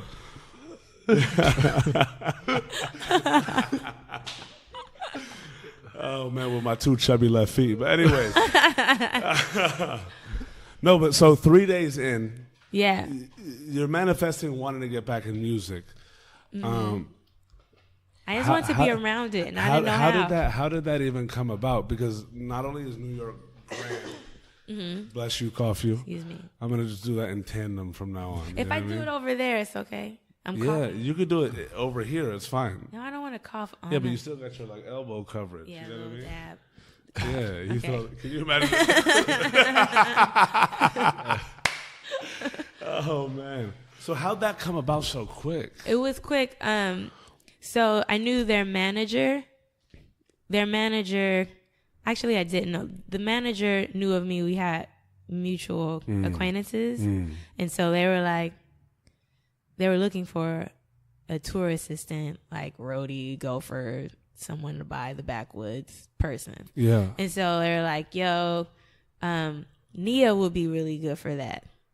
And I was just in touch with the manager, like, "Yo, would you be willing to go out with them?" And I'm like, I don't have any experience. Yeah, when I heard Nia would be good with that, I was like, wait, who thought that? You over here like magician with the... No. So our mutual, mutual folks, you know, because people knew that I was like hardworking, and my temperament was really chill. I was young for the job, but I think my temperament, just being so professional, and resilient. Yeah. Of course I'll go grab your backwoods. So I just, I had no experience, but they're like, let's just try it out. And I think they wanted to groom someone to do tour managing, and I knew I didn't want to do that. Because I knew working with Malik that I didn't really enjoy production. I'm creative. I'm good at the organizational part, but I really dislike it. Yeah. So I went out with them for a month, and it was whatevs. Yeah. Yeah. But But you made it. I made it. Yeah. I made it. They're a lot. There's a lot of guys, you know. And here I am, like bright California girl. Like, good morning. And they're just like grumpy Philly dudes. But yeah, they let me go because they wanted someone who was there to like be down to take over. Yeah. So they went out with this. It was me and this other chick. And I was like, no, y'all. It was over basically. Yeah. So my story is about to get more annoying. So I'm home and I'm like, yeah, that was cool. I was on tour. Yeah. But that can't be it. Like I still need to. I didn't really explore the music. What's up, you know? So I get wind that Common is looking for an assistant. And then I end up, like, I think I was home for maybe 2 weeks, and now I'm on the road with Common. By the way, shout out to the wind. Yeah. And her getting it. Yeah. Yo. Yep. And the vibrations. Well, you gotta keep in mind that at this point, I have been working in entertainment for a minute now. Yeah, absolutely. So, like, hustling. And you're seen as somebody that's very, like, in tune with themselves and creative. And I earned respect. Yeah. So it wasn't like I'm just at the club kicking it. Yeah, like no, I was never kicking it. Yeah, you weren't around, but you got it done. Yeah, so like I had a reputation I earned my reputation. Yeah. And it's wild because like when you think about it, especially looking at the game, whether it's then or now, so many people want to be down and best friends. That was never my way. Yeah. You don't say. Stop that. But that, you know what? That is a strategy. Absolutely. No, absolutely. But I know people who make jobs out of being the friend. Yeah, but when you really think about it, the ones that really want to bless cough you, that's become a word, folks.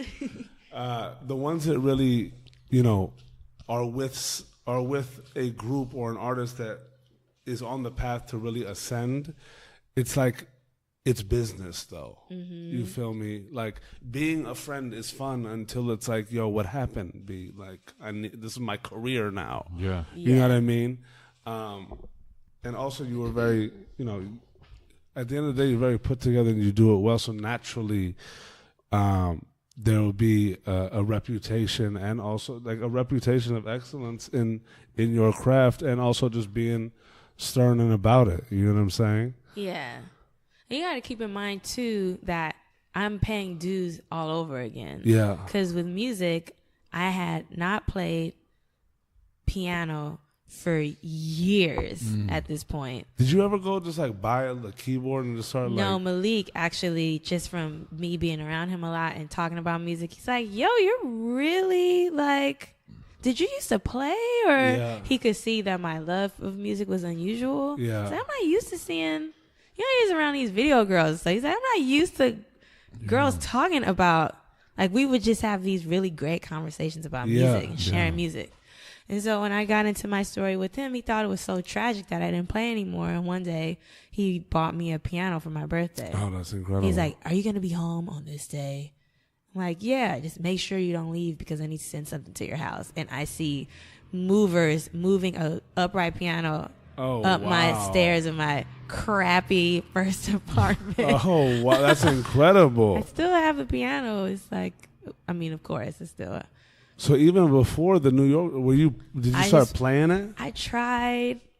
I would sit there and like tingle on it, and I would just draw. I started just drawing on it, doodling on it. So your ex sent you flowers, and your ex being the piano, and you just looking at it like, look, you could be in the room. I just drew on the pedals. You could be in the room. I just couldn't. I was really, really trying. Yeah. And it was deep, y'all.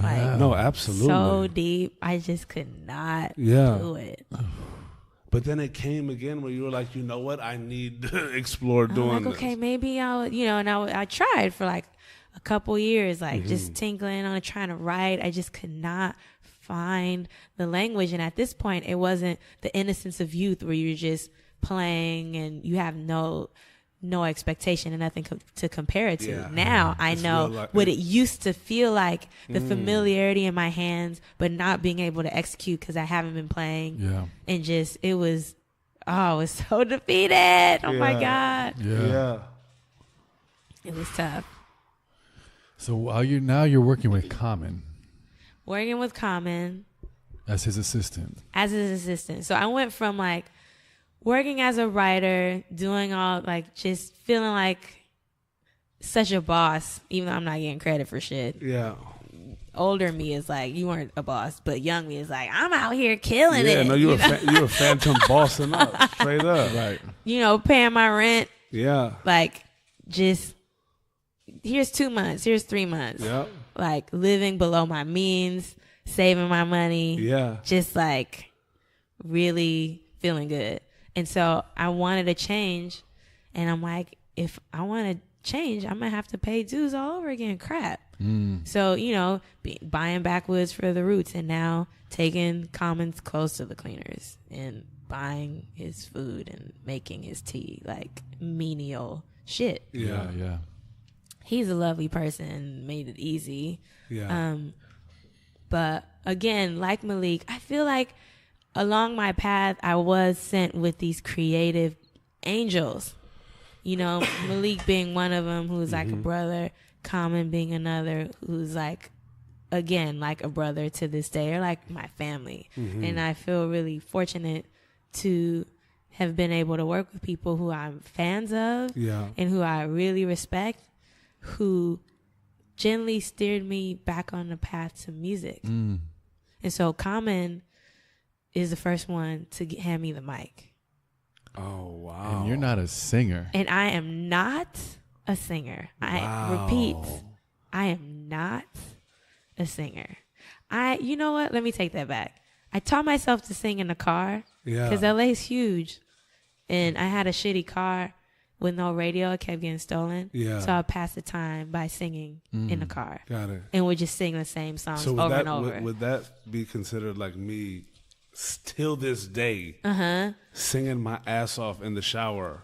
No. Was that the type of talk? Okay. No, if you were doing this, if you were like, no, listen, if you're like trying to sound like I'm going to keep hitting the same note until it sounds like my that. My notes are on fuckeracious level. It's not even there's no way. That's what I was doing. Got it. Like, I'm going to just. So that was that musician in you, but like you just were trying to, because there was nothing else to do when you're just driving in a car with no radio. Respect that. Sing your ass off, girl. But it's so interesting that, take us through that moment with the mic, because it's not like, hey, here's the keys.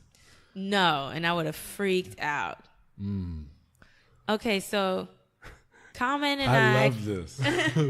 I love your story. It's incredible. It's so weird, isn't it? I love. I like all over the I don't place. look at I don't look at a Rocky Frog and be like, "You're weird," but I love you. This is a beautiful story. It's just like such a zigzag. If there's any word for it, it's unique. But that just goes to show that we're all individuals. Yes, so like, it's true. fucking gorgeous. That's what it is to me. Thank you. You know what I'm saying? But back to the mic. All I need is one mic. But back to one mic. Threw in my own ad lib out of nowhere. Who the fuck am I right now? No, but go ahead. Forgive me. Common, we used to sing before shows because we would get really silly together. Yeah. And he's always like, he gives 110% when he performs. It's really inspiring to see every night. I've seen him be food poisoned, vomiting before stage, and still giving like 200%. The commitment is so strong. That's incredible. It's dope. And he'll be doing windmills and all kind of like just doing like just b-boy shit. You know? Like, oh my God, what are you doing? And so I'm like, you don't warm your voice up? He's like, no. It's like, you have to warm up your voice because you're going to be hoarse and like, you're going to wreck your voice. I don't know a lot about the voice, but I know you need to at least do that. He's like, how do you warm it up? I'm like, I don't know. I guess we could just sing songs. So we would sing little songs together. Oh, wow. Just for fun. Yeah. He'd be like, Nee, you know this song? He would just sing like an Omar song or like, Yeah. you know, just like random. So I'm like, what are voices with the lower register? Because, you know, Common's tone is like that deep, raspy. So that's how we ended up singing Omar. And we didn't do like Barry White or anything. But like, no, not that low. But that's how, I guess that's how he heard my voice for the first time. But I never thought that I could sing. I just knew I could hold a note. Because you have to understand, I'm coming from like the indoctrinated jazz mind, where if you're not killing the best of them, then you're not good. So to me, it's just, when I see kids who are really average and they got the confidence of Kanye, it really blows my mind. Yeah. Because I did not have that. Yeah. You know, at all. I'm like, yo, if you are not fucking Herbie on the piano, you are nobody. Like, it just, and that's not But accurate. that's kind of like that jazz mentality. You're like, yeah, it's a different breed of person. It's different, especially when you're young. And like, so I exited that before I was able to mature my mentality. Yeah. So one day his song goes out on his song The Light. The sound goes out, and the DJ will play the break with this Bobby Caldwell sample of The Light. Or the song's called Open Your Eyes. And so you can recognize the song, but it's all about the hook.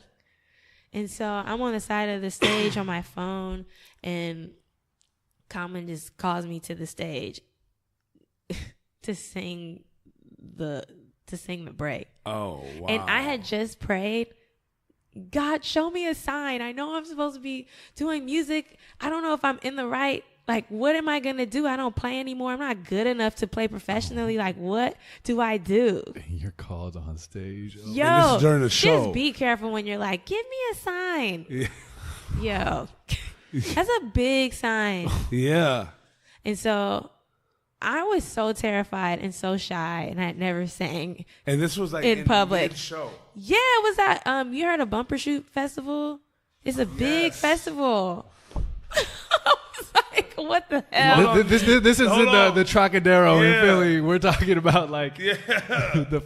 Nia, come here real quick. He's like, I'm gonna call out my assistant, Nia Andrews. Oh wow. Oh my God. So it just felt so now or never that I went out there and sang it sounding like total shit. Well, now, was that to you or? No, I did not sound good. Like, come on. This is not, it wasn't, it's not a movie. This is life. Did it. Yeah. I did it. The moment is that I did it. And so he started calling me out on the stage for all the encores. Oh, and the way he would say it was so fast. I'm going to call my assistant, Nia Andrews. So people always thought he was saying my sister. So they're like, oh, it's his little sister. He's, Oh, how cute. Yeah, because I'm not killing it. It just was so. What made him keep doing that? Did you guys talk about that? Well, we were in Japan. I think this is how it started. We went to Japan, and Japan is like they're very open and loving, and they just love you. Yeah. And so he was just wilding out, just doing. The shows were getting crazier and crazier. Like at one point, he took his shoes off, threw them into the audience, and slid across the stage. I'm like, what the hell is going on? They're just so accepting. They're eating it up, you know? Yeah.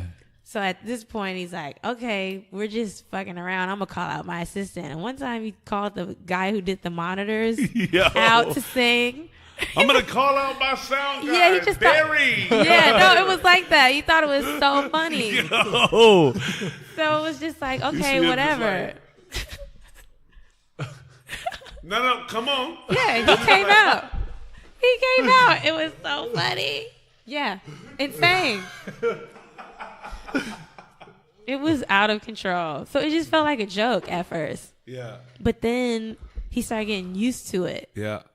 and calling me out every time. And that wasn't like, by then I was sounding all right. Well, But did it was you kind of still do weird. one of the like, oh shit, he brought me out a couple times. Now I'm gonna be in my room like practicing, or was Did it just I do like, that? or was it just like, I hope I don't get called again, but I know I'm going to. I mean, it was just so. I always have to stand on the side of the stage with this tea and like do Yeah. my assistant duties. Yeah. So like. But I mean, after the fifth, like, Yeah, by then I was like, okay, and then can you hold the tea real quick? Because I know I got to go out there and sing. Yeah. But it was just singing a song, 2 songs max, got it. you know, and then I would go back to I didn't have like, I don't know. It was hard to be locked into, now I'm a singer. Because I still had so much other work to do. Yeah. And But- your professionalism. But were in you that, building too. that Yeah. like momentum of confidence? Maybe, I Because don't it know. doesn't sound like he was like, all right, look, Nia, you're my assistant, but during these shows, I'm gonna need you to smash this right now. That did happen a couple times because, like, at one time I was like really nervous, and the DJ was like, "Yo, you got to work on your entrance because you walking out like this, Damn right. and you need to walk out like that." I'm like, okay. It's like, what is this? Like, what are you doing? They was Yeah. like, they were all like brothers. I love that. Awesome. Yeah, I'm like, okay. I'm just like this little girl. I'm always the youngest. Yeah. In all of these situations, like just the baby. Did you of the start crew. taking more, I guess, equity in the fact that you were going to be doing that? So you were like, you know what? Like, this is a sign, and let me just start exploring this avenue, because yet singing is still so foreign, right? Yeah. But like, did there come a point where you're like, you know what? I wanted to do music. This is kind of like now or never. Also, like, I'm being brought out to perform in front of all these people. Like, shit, like, let's get a groove going. One now. would think, but I was still in denial. I'm like, okay, maybe I'll be a songwriter. I was still trying to be behind the scenes. Gotcha. Yeah. I was still not used to being looked at. Got it. I'm like, okay, I'll write songs again. I wrote songs when I was little and stopped doing that. Mm-hmm. One of my sisters found one of my tape recorders where I'm singing some lyrics, and she found it. Oh, I was like, oh my God, is this you? And she was cracking up and playing for all her friends. wow. And I was so embarrassed, and I lied and said it was my childhood best friend. She's like, oh my gosh, she sounds so crazy. I was like, and I just never sang again until like I did not. I'm like, I'm never singing again. Wow. So I was really nervous about my voice Yeah. too, and just again, as a treatment writer, I was behind the scenes. I was a ghost writer doing ghost creative direction. The first thing I would write would be the artist name and then concept by somebody else's name. So it felt like I was giving all these babies away for adoption, But you chose to do that. I chose to do that, but that's what made me go to New York. Because I'm like, I need to do something else because this is not really feeling like it's in integrity anymore. I'm just not getting anywhere doing this. Yeah. First it was fine, but then like I kept writing while I was working for Common because doing assistant work, it doesn't pay well. I No, mean, it I does don't know not. if it does now, but No. I was not making good money. Yeah. And so I kept writing on the side. I wanted to transition out of it, Yeah. but I was like, I gotta keep. I was thankful that I was able to write sometimes. Yeah. I was getting called less because my schedule was so crazy. Yeah. And then one day we're in Miami for the MTV VMAs, and I told you this story. We're sitting at a table, and it's like a few celebrities and their friends and the celebrities' assistants way somewhere else. Yeah. And they're celebrating because one of those celebrities won a VMA for a concept I wrote. They had no idea that I wrote the idea because they're like, the director and the artist won. Oh, wow. Her concept. And I'm like, insane. I wanted to vomit. And she's at The assistant assistant's table. Oh, wow. And I just, like over there. Over there. Yeah. you know what I mean? And I'm like thinking, you have to have integrity as a writer. Like, people aren't supposed to know my name. That's what I thought then. I thought that was normal. I didn't know I could just put my name on. Well, you know what? Even if Let me ask you this. if I put my name on, I think they would have taken it off. It was a different culture then. Mm-hmm. What were you gonna say? If they were to read the name that they put on there, and you would put somebody else's name, what if they gave like Sally Stevenson credit? No, the director still directed the video. Don't get me wrong. Got it. But without the idea, You're right, because usually the director is seen as bringing the treatment to the table. No, right? It's like, without the idea, what are you directing? you're right. Yeah, And I mean, they would be following. I was very detailed yeah, references, and it would be like on the nose, play by play a lot of the time. Like, I completely feel what you're saying. Yo. 'Cause at least you'd be a part of the. It's like one of those things where it's like, even if there's a director, but there's like a squad that the director uses and works with, like his creative team, it's still under that umbrella instead of just the director being like, well, yeah, I'm here. it was so hard. I mean, at that point I was like, I can't. What am I doing? I went to the bathroom and just fell to my knees and cried. Wow. Can you imagine? Yeah, no, I can't. But Well, and it's all, like They don't know I'm alive.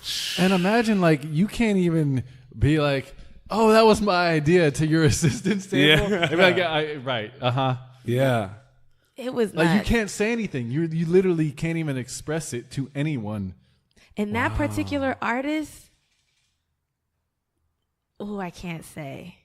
But I wrote more treatments or more concepts that were made for that artist at the time more than any other artist. Oh, wow. And there were certain similarities between us that was like, what? I still wasn't getting that. Like, now in hindsight, again, hindsight is It's 2020 for freaking sure. mother. Yeah. I'm like, oh, the universe is trying to show me, like, do you see how you feel? You're supposed to be, this is what you're supposed to be doing. And it still didn't make sense to me. Like, that I was the artist, not the support person. Yeah. I just thought that my role was always the support person because I was always in the background. Yeah. And no one was ever really listening to me unless it was behind closed doors and they can walk out and present what we talked about as their own thing. Did that click for you that night? Or that's a real hindsight? Like, did even like when you're crying in the bathroom and that crying is done, Yeah. what's going through your head? Is it, I know it's not, I should be the artist, but I wasn't there. I wasn't anywhere near there yet. But was there anything like shit needs to change? Yeah. Oh, absolutely. Okay. Crying on my knees in a public bathroom at the spot is not cute. I called my sister like, and then she won, and I'm sitting talking to like just you know, I had already taken some steps down the ladder as an assistant. Yeah. No shade to comment at all. Yeah. No. I mean, you know, it's like he even said, you're not an assistant. You're Yeah. going to quit. You're not an assistant. I need 3 months notice. Yeah. Because I'm like, wait, what? He's like, you're not an assistant. You're gonna. He was so paranoid. You're gonna leave. Yeah. It was so stressful. And finally, I was like, okay, I'm gonna leave. This is too much. Yeah. But I mean, he really did right by me. He's like, I ended up being his creative director eventually, but I was still like, I still didn't see it. I didn't see that I was an artist. I mean, it all makes sense now. Yeah. And most artists, I imagine them to be more extroverted and like, look at me, my video's gonna be this, and my brand is gonna be. I didn't have any of that. I just was like, I love music. That's it. Absolutely. So I tried to be a songwriter, and it just didn't really. I noticed that every time I stepped into the shoes of a singer, doors were open. When I tried to push songwriting, it was like swimming upstream all the time.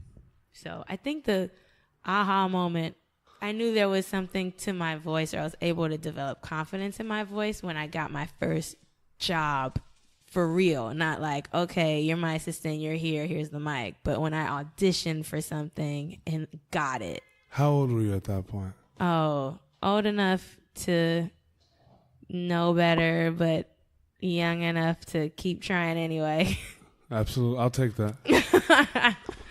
Yeah. No, I'll take that, because it's like, it's one of those things where it's, because even when I think about it, it's like you're so skilled and talented, and it's almost as if it's a humongous foreshadowing of all it really took, or is going to take for that snap to happen, is like just complete and total belief and willingness on your part, right? And it's one of those things where it's like, I feel like the beauty of just, I guess, the resurgence or reignition of your creative wave, and how it's embodied and how it forms, continuing, is more of like understanding, okay, like, well, this element, like, you've been doing so many different levels of the creative process and function, that it's like, when you do eventually find a place of comfort within that, it's like all of those things kind of come together and culminate. You know what I'm saying? And it's wild, because you see these people that are taking these ideas, but they're doing it, right? And you're looking at them like, you're doing it, I could do it better. But it's like, there's also a note just to say, like, even like, you know, sometimes I look at people and be like, how the fuck are you? Yeah, I don't get this, right?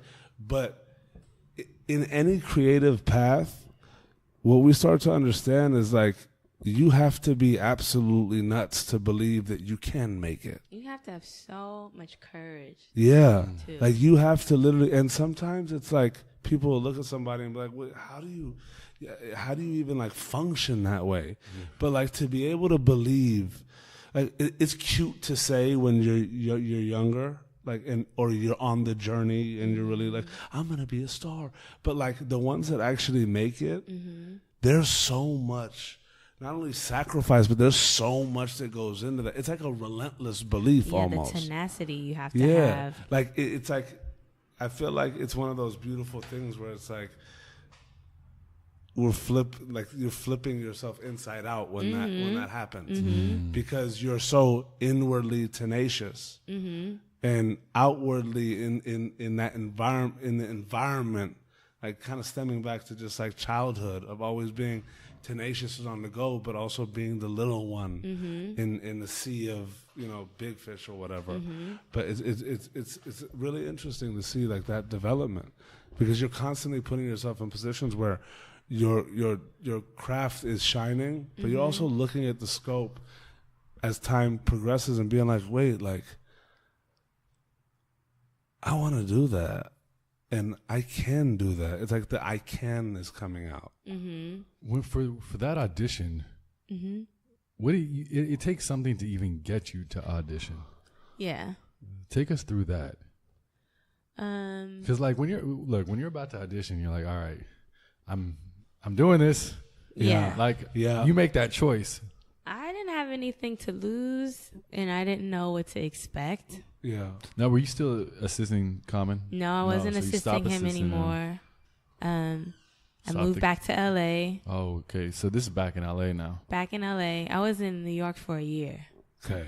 Had a baby. Oh. Wow. I'm like, okay, that's when it started to kick up. The I don't know had to. It was urgency now because it's like I got a kid and I don't have time to be. What am I gonna do? But I still somehow believe that I could keep figuring it out. I didn't think like, okay, now let me go get a 9 to 5 and do the conventional thing. I don't know why I didn't think that was necessary. I was still doing creative work. I was still writing sometimes, not as much. Yeah. At this point, I think I started consulting for Common. I just had little odd Little creative they were jobs. keeping you going, keeping you Yeah. going, keeping the flow. And I had yeah. a little baby though. Yeah. I'm like, yo, okay, what am I gonna do? So when I heard about this audition, I'm like, well, again, my mind was in so many different places. I'm usually going a mile a minute and doing so many things at once that I'm not able, bless you, Thank you. able to process how I'm feeling. And a Right. lot of the times, my personality is set up in such a way where I guess I have delayed reactions to things. So I don't really understand how I feel about something till later. Yeah. I'm like, oh, that was actually, I like that. Or that was not nice. Yeah. Just like my Yeah. assessment. I'm so present. My assessment comes sometimes way late. Yeah. So I just went in not knowing what to expect. Which could be a good thing. For this audition though, I was pregnant. I hadn't had the baby yet. Wow. But I was like 8 months pregnant. Oh. So I was wow. like big as a house walking into this audition, right? And that was the moment where I realized, holy shit, I have something. I'm working with something in my throat. My voice is like, I didn't know I could do any of these things. Really? Yeah, because the way it was I had to repeat every run she did. And so I was like, holy Did you crap. know what you were getting into? I had no idea. I didn't know what it was. I had never even been on a background singer audition before. And again, it's still the background. Like I'm inching my way. Yeah. But I didn't know that I could do any of those things because I hadn't tried those things before.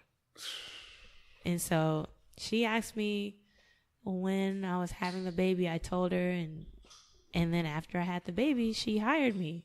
I'm not gonna say she waited for me, but she did not forget about me. Yeah. Like, I had him, and like when it was okay to tour, she hired me for 2 tours. Now, who was this? Lauryn Hill. Oh, Okay, wow. so we're talking about Lauryn Hill. Like the standard is already like you the see one and only, though. like you see where like the ceiling is, and Yeah. then, like explode through that and keep going for like 500 more miles, and Yeah. then there it is. You know what I love though, bro? It's like the head wrap and the little one. Like, these are 2 pivotal times where you're walking into something you Yeah. have no idea what it is. Yeah. And it's like, I'm not discrediting your singing at all because you found your voice then also, but it's like, how endearing is it that this little tiny woman comes in, like as a house, as you say, right? Like And your then entire body, your baby. voice, your voice is taking it there, and then after the child comes, it's like even corresponded of like, okay, look, Yeah. like when your baby's, I'd like to bring you back. Yeah. That's a beautiful scenario for just like thought of like these moments where it's like there's so many things that you get into and have an idea or not, and then those moments that you really didn't know are like very pivotal moments. It's like almost like a little bit of freedom, if you will. Yeah, there is a lot of freedom when you don't litter your experience with expectation. It's just like, I don't know, I'm just gonna throw these balls in the air and Yeah. and just having the gall to try. Yeah.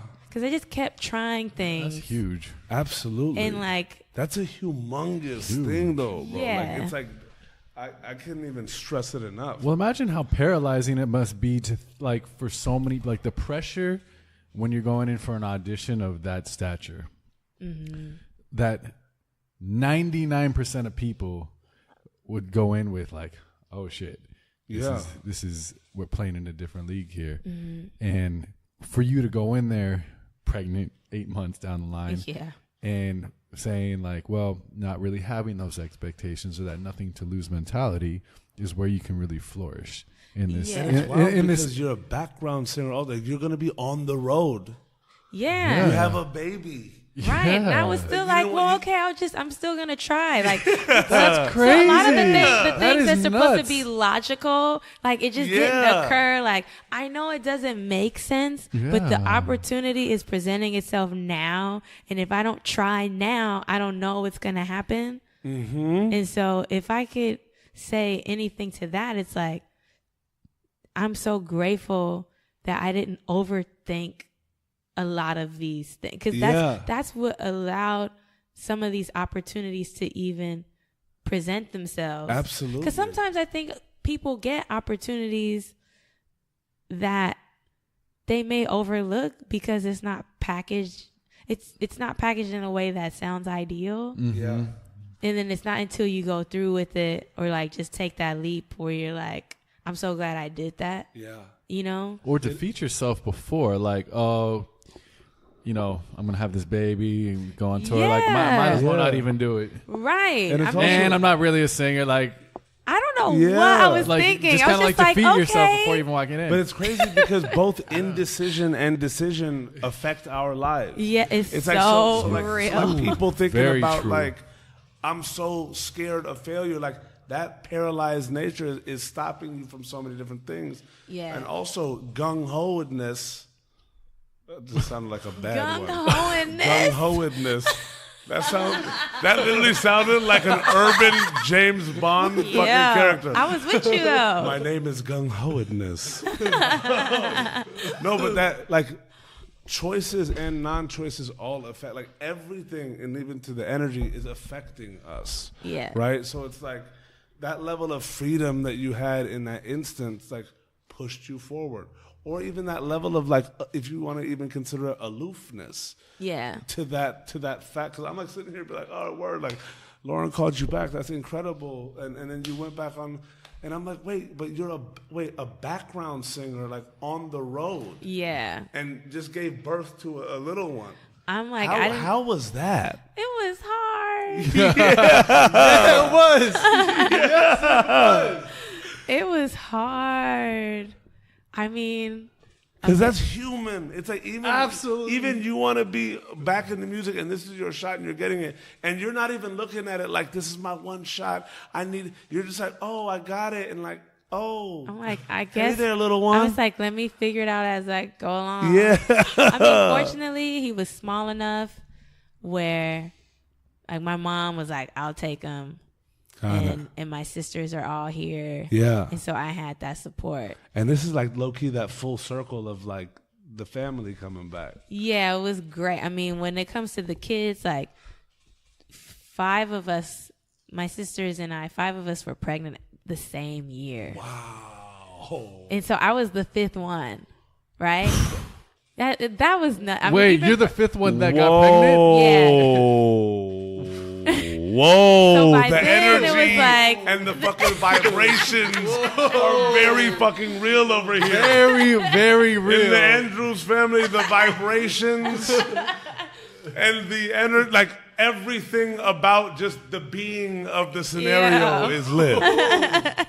Yeah, it was weird. It was funny. I feel that. It was like, just I can like only a joke by imagine. then. Because in our family, if someone calls and says, guess what? It's like, who's pregnant? Yeah, wild. So that's all you have to say to like say that you're having a baby. I just called one sister. Guess what? You pregnant? Yeah. And then we were like, call such and such on 3-way. And then call such, we're all like, all of us are on a massive like party line call. Oh my God. I was like, can somebody tell daddy? I was so scared to tell him. Oh my gosh. But yeah, they pulled up and like kept my little baby, and I was gone I went on one tour for 2 weeks, came back, and then was gone for 6 weeks. Wow. It was really hard. I mean, I just tried to Skype him as much as I could. Yeah. Even though he was an infant, though. Yeah. But still, But so he can hear my voice. Yeah, it's the maternal instinct at the end of the day. What was that experience like? Because again, I feel like, and forgive me for all these references, but this is just like how I see them as I'm being told. Is like, I feel like this is literally that jazz band in high school, but sans your dad being at the top of it. You got like Lauryn Hill being at the top. But what was that experience like? Because you found things that you didn't know you had in you. But then you're also working for a seasoned veteran and like a goddess in this. Her voice is creative and music crazy. game. A goddess. Yeah. Literally like a goddess in this creative game, regardless of anything. But that also comes with like demanding, right? A demanding of you guys. And it's also like one of those things where you're learning about, you're at the beck and call of an artist. How was that for you? Because it's still, you got it. It's exciting. But it still seemed, was it daunting? It was. Because I was learning on the job. I mean, at this point, it's really heavy lifting. And those singers have been singing their whole lives in church. And here I am, like, I just sang a couple encores with a rapper for a few months. As like Common's little sister. I'm sure You know what I mean? Ladies and gentlemen, my sister. It was like... like you and Barry, the like sound guy. It was so hard because I was learning about my new instrument, my voice, on the job, and it was pretty high stress and high stakes. I don't think you would be able to be like, all right, so y'all, like, I'm kind of new at this. I did say that. Okay. And they weren't very friendly about it. Yeah. Because it's like, why are you here? Why do you know? A lot of people, I'm finding. Get that pocket. It's like, just because a person manages to smile and has grace, that's always been my style. That does not mean that I did not like arrive here through blood, sweat, and tears. Yeah. Just because my style is not to conversationally complain my way here doesn't mean that I don't deserve to be here. And sometimes it's just really easy for people to take away from others and question, like, why you? Absolutely. Why do you deserve to be here? Yeah. And so I don't know if it worked to my advantage to say, this is the first thing I ever auditioned for and I got the job. Because technically I had so much to learn. Yeah. What got me hired was that my ears, well, obviously my voice, but I have really sharp ears. Yeah. So you're just. So to be able to, she would tweak things, tweak her runs very subtly, and I caught every tweak. And so it's kind of comforting for her to be like, okay, like, she's like, oh, her ears are crazy. And that's something that even when my ability wasn't there, I always knew that my ears were crazy. I have really, really sensitive ears. And so, but my voice was young. It's like working out. Yeah. You know what I mean? Yeah. It's like, okay, we're all doing heavy lifting and you just got these little dumbbells, like, what? They're probably looking at it like that, and I was not singing from the correct place, and just all of the technique that you develop from singing all the time. Like, we were doing I think the set each night was about 2 hours. Yeah. To this day, that's the hardest job I've ever had. Oh my God. Yeah, I can only imagine. And that was my first real job. Wow. So it was just like, here's the deep end, now swim. Yo. For Yeah, else. seriously. It's low key like, but first jump off the high dive and then Into the like deep end. manage your ass to And swim then, you real know, quick, those though. synchronized swimming techniques that you're supposed to do with the other swimmers? That's how I felt with the singers. Yeah. Like, you guys need to be one voice, one, you know, I mean, it's a professional environment. Yeah. What I'm taking on, this is what most people learn in school Absolutely. or in the church. And Or sometimes just church having- singers are not, they're not always the Yeah. nicest. Or it's just having done it a lot, though. Yeah, I feel that. Lord. They were all church singers. Yeah. And then there's me. You know, and then also like, I mean, this is a whole other conversation, but my offering, my way of expressing my blackness was always alternative. And so I'm like, I'm soulful, but it was alternative. So it's like, this is not the kind of blackness we know. So that's not. Can you take us through that dynamic? So for example, like they were all similar kinds of gospel singers. I was listening to a lot of different types of music. So my approach sonically and stylistically was more, it was soulful, but it was alternative.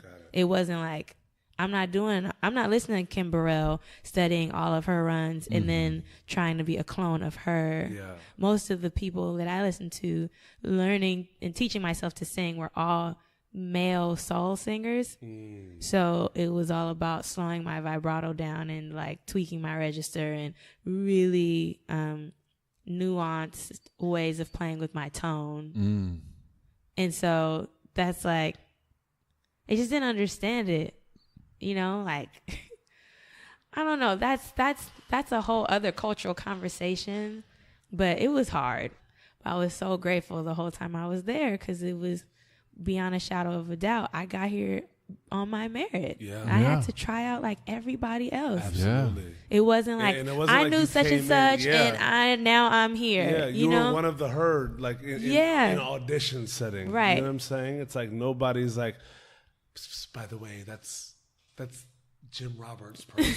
You know what I'm saying? They don't have that. Yeah. It's like casting call. It's like, okay, we don't care who you've come in by or who you are. If you don't do the part, like you're not getting this gig. That's why you were asking before, did I feel, you know, like, oh, this is happening when I was singing with Common, and I didn't ever feel like that because I just accidentally started singing with him, you know?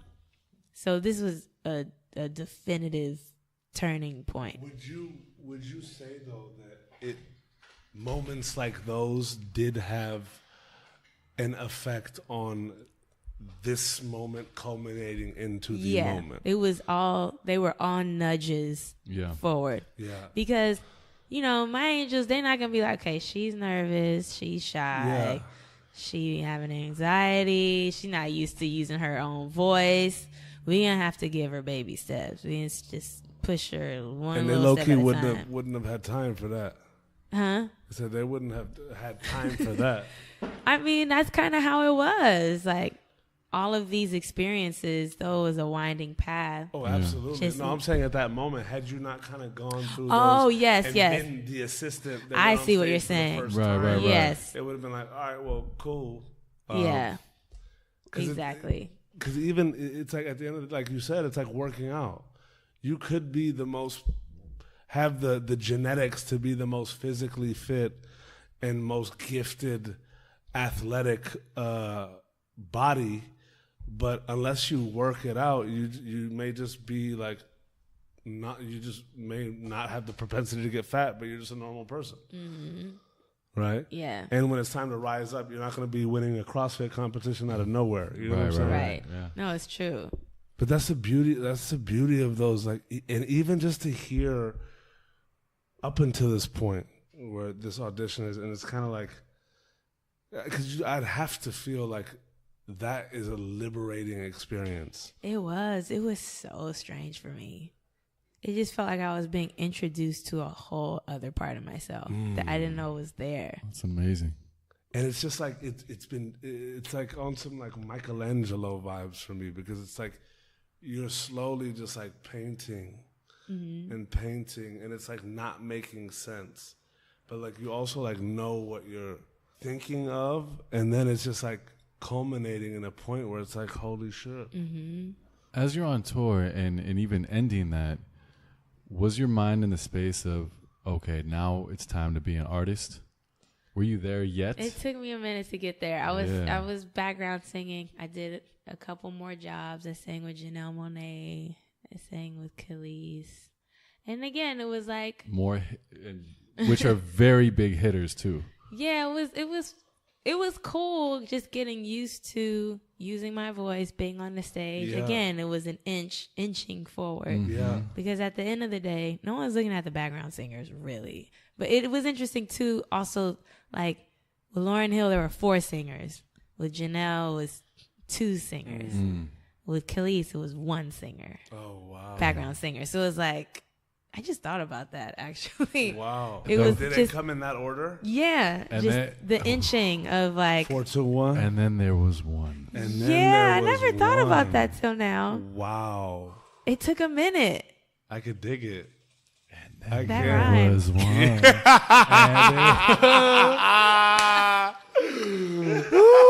The vibration. I literally was just like, yes, it did. That absolutely did just rhyme.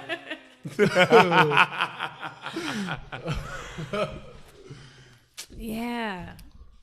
So weird. It was, man.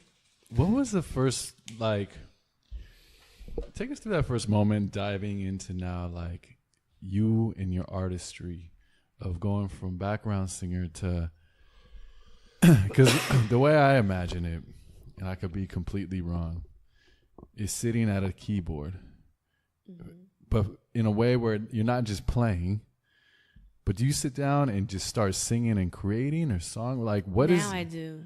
But the first moment, the transition from being a backup singer Oh, what was to, that switch? yeah, getting into like, all right, now I'm going to really try this. Because always it's been like dabbling or maybe I'm the songwriter, but now becoming the artist, like for real, taking that step into like crossing that line. Yeah. What was It's that a like? big, it's different. Background singing and It's being almost an- like it's- session musicians, right? it's so Background singing. different. It's kind of like how you were saying, Joe, that some people they can express a composition. Some people can write Yeah. a composition. That's how I felt like. As a background singer, I was a person expressing, but as an artist, I'm like, this is me. It's so different. It's way different. It is. I mean, I was writing to beats. I wasn't playing I was writing to other producers' beats for a while. And I was still trying to push songwriting. And I met this one songwriter. Her name's Andrea Romanda. And I was just like, can I just pick your brain? Like, I'm an up-and-coming songwriter, and I just want to know. I love Yeah. the pick your Yeah. brain is the ultimate. Like, I hate pick your brain. I hate when Like- people say that to me. Yeah, And it's that's like- what I was definitely doing. It's like, I just want to get some tools of the trade on how. Wow, you went there. Yeah, just 'cause Respect. it was like, I was looking at it like, I just want to have a conversation with you to steer me in the right direction. 'Cause Yeah. the songwriting thing is like hard. And so she was so gracious. She's like, you know what? I mean, why don't you just come to the studio with my boyfriend and I? We write together all the time, and you can just try to write a song with us. I was like, okay, that's awesome. hella generous. Yeah. She's so kind. That's So- incredible. I went in the studio with her and her man, and he plays piano and guitar and bass, and is just a freaking genius. He can just Yeah. play everything and doesn't even know how amazing he. I'm like, did you just play? Do you hear yourself? Yeah. Anyway, his name is Darren Johnson, and so we started. Shout out to Darren Johnson. Yo, he's ill. He was like the last piano player in Miles Davis's band, oh, and he was like a kid playing with Miles Davis. oh, Yeah, his story's nuts. So I'm like, oh, this is your boyfriend? That guy? Great. So I come and sit with them, and she's like, yeah, we're pitching something for, I think, like X Factor UK, because she's English. And so we write a song, we talk, process stuff. And she's like, yeah, let's try to write a song about that. I think I was talking to her about motherhood and how hard that was, and I had become a single mother suddenly, and my whole world had changed, and it was just very challenging. And she's like, but I would do it all again, just the way that it happened. She's like, that's a song. So we wrote a song called I Do It All Again.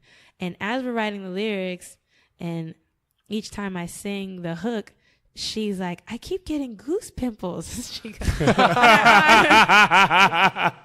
I'm using that from now on. like goose pimples. I'm like, goosebumps? And so, and like, we were all getting chills. I've definitely seen Joe have goose pimples. Like, for sure. Very, very pronounced goose pimples, mind you. But yeah, that was, I kept welling up. And at the time, I wasn't much of a crier. Like, anytime I cried would be like extreme stress. Yeah. I'm like, why do I feel like I'm going to cry? Wow. And so we finished the song super fast, and our synergy was just really amazing. And they're like, do you want to just keep writing? I was like, yeah. Wow. And it was my first experience writing from scratch, not to beats. So I could sing something and then Darren could just play it, and it was like we were finishing each other's sentences in the writer's room. And before you knew it, that those songs, some of those songs ended up becoming my first EP. That's incredible. Wow. And I was just like, maybe, it's like, no, these are my songs, you know? And so writing with them helped me to see myself as an artist, because the music I was writing was so personal. Yeah. And yeah, that is what kicked off my artist path. That's incredible. And it's also incredible that, like, even her bringing you in, that was nuts. You know, it was even more nuts. You guys writing songs, and these songs being, we all know these songs being brilliant, right? And instead of it being like, okay, well, we're going to go pitch it to XYZ, this is a collaborative process that you're like, well, whoa, let me bring these in. Yeah, it felt really good. It's a beautiful timing and yes. Beautiful, again, beautiful surroundings that you're in. Yeah. Because it's like one person different in that equation that could have become a business thing, right? And I have met a lot of those. Yeah. I mean, that's just the nature. Yeah. Those are the stories I have not shared. Yeah. That's just what it is, though. No, but it's like some people get jaded, other people are this, that, and the other. Like some people have gotten, fucked on a thing or two, and it's like, well, look, like I did the this, and then it's crazy because like this industry is very like dark in the shadows, right? I mean, I've definitely, I don't like telling those stories too much. Sometimes it's necessary when it's contextual, but I've definitely like had my back pushed up against the wall trying to avoid a producer's tongue down my throat, or been blackballed from coming to studio because I'm not having sex with somebody, or just that's very real. That goes under the umbrella of wake up, y'all. These things happen. They do. You know what I mean? And again, it kind of comes to one of those things: is are you gonna be a video vixen, even a male or a female? Like, are you gonna be in the ilk of a video vixen where, your commodity is not only your craft, but it's like your soiree into this world, or are you gonna be a commodity based on your craft and your skill set, right? Nothing against either or some of those people, because at the end of the day, some of those people that went through that are superstars to this day, right? But it also becomes one of those like, who are you as an individual? Yeah. And I think that like one of the beauties is, and especially in this kind of craft, is the ones that really like creators in general, whether they become worldwide global superstars where the world knows their songs, or whether it's like a session musician that like builds a great life and goes out on the road and brings in a couple $100,000 a year and has his family but waking up playing music and love it, whatever creative form, or if it's just a songwriter that is doing really well, and it's one of those like working actors that you don't hear about, but they're doing incredibly well. A lot of the songwriting and producing, you're able to kind of be more in the background if you'd like to. And then artistry is very personal, and you're giving yourself to, your listenership and the culture, if you will, right? But it's beautiful to see that all along this way, you're like finding more and more about yourself out by being in these trenches and also just experiencing them. It's beautiful because it's like it took so long for music to like speak to you, and it seems like this is one of those moments where it's like you started talking back again. Yeah. You know what I'm saying? It feels good. It's like, oh, music, you do love me. Yeah. Man, You know? after a crazy road, though. Yeah, it was so patient with me.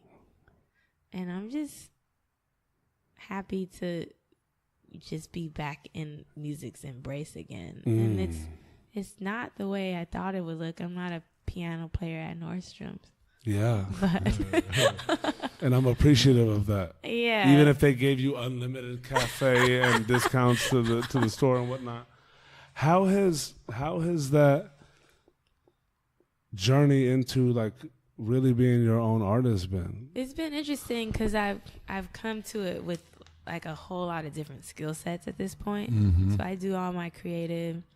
I'm now at the point where I'm producing stuff, but having the courage to sit at the piano again, that was like really major to come back to that. Wow. I'm sure you also had to let go of a lot of stuff too, just to sit back, like Yeah. being that jazz musician standard thing, Right. and letting go of I like had to hang that up. but putting on the you and as a songwriter, as a just dope musician, singer, artist, and embracing that.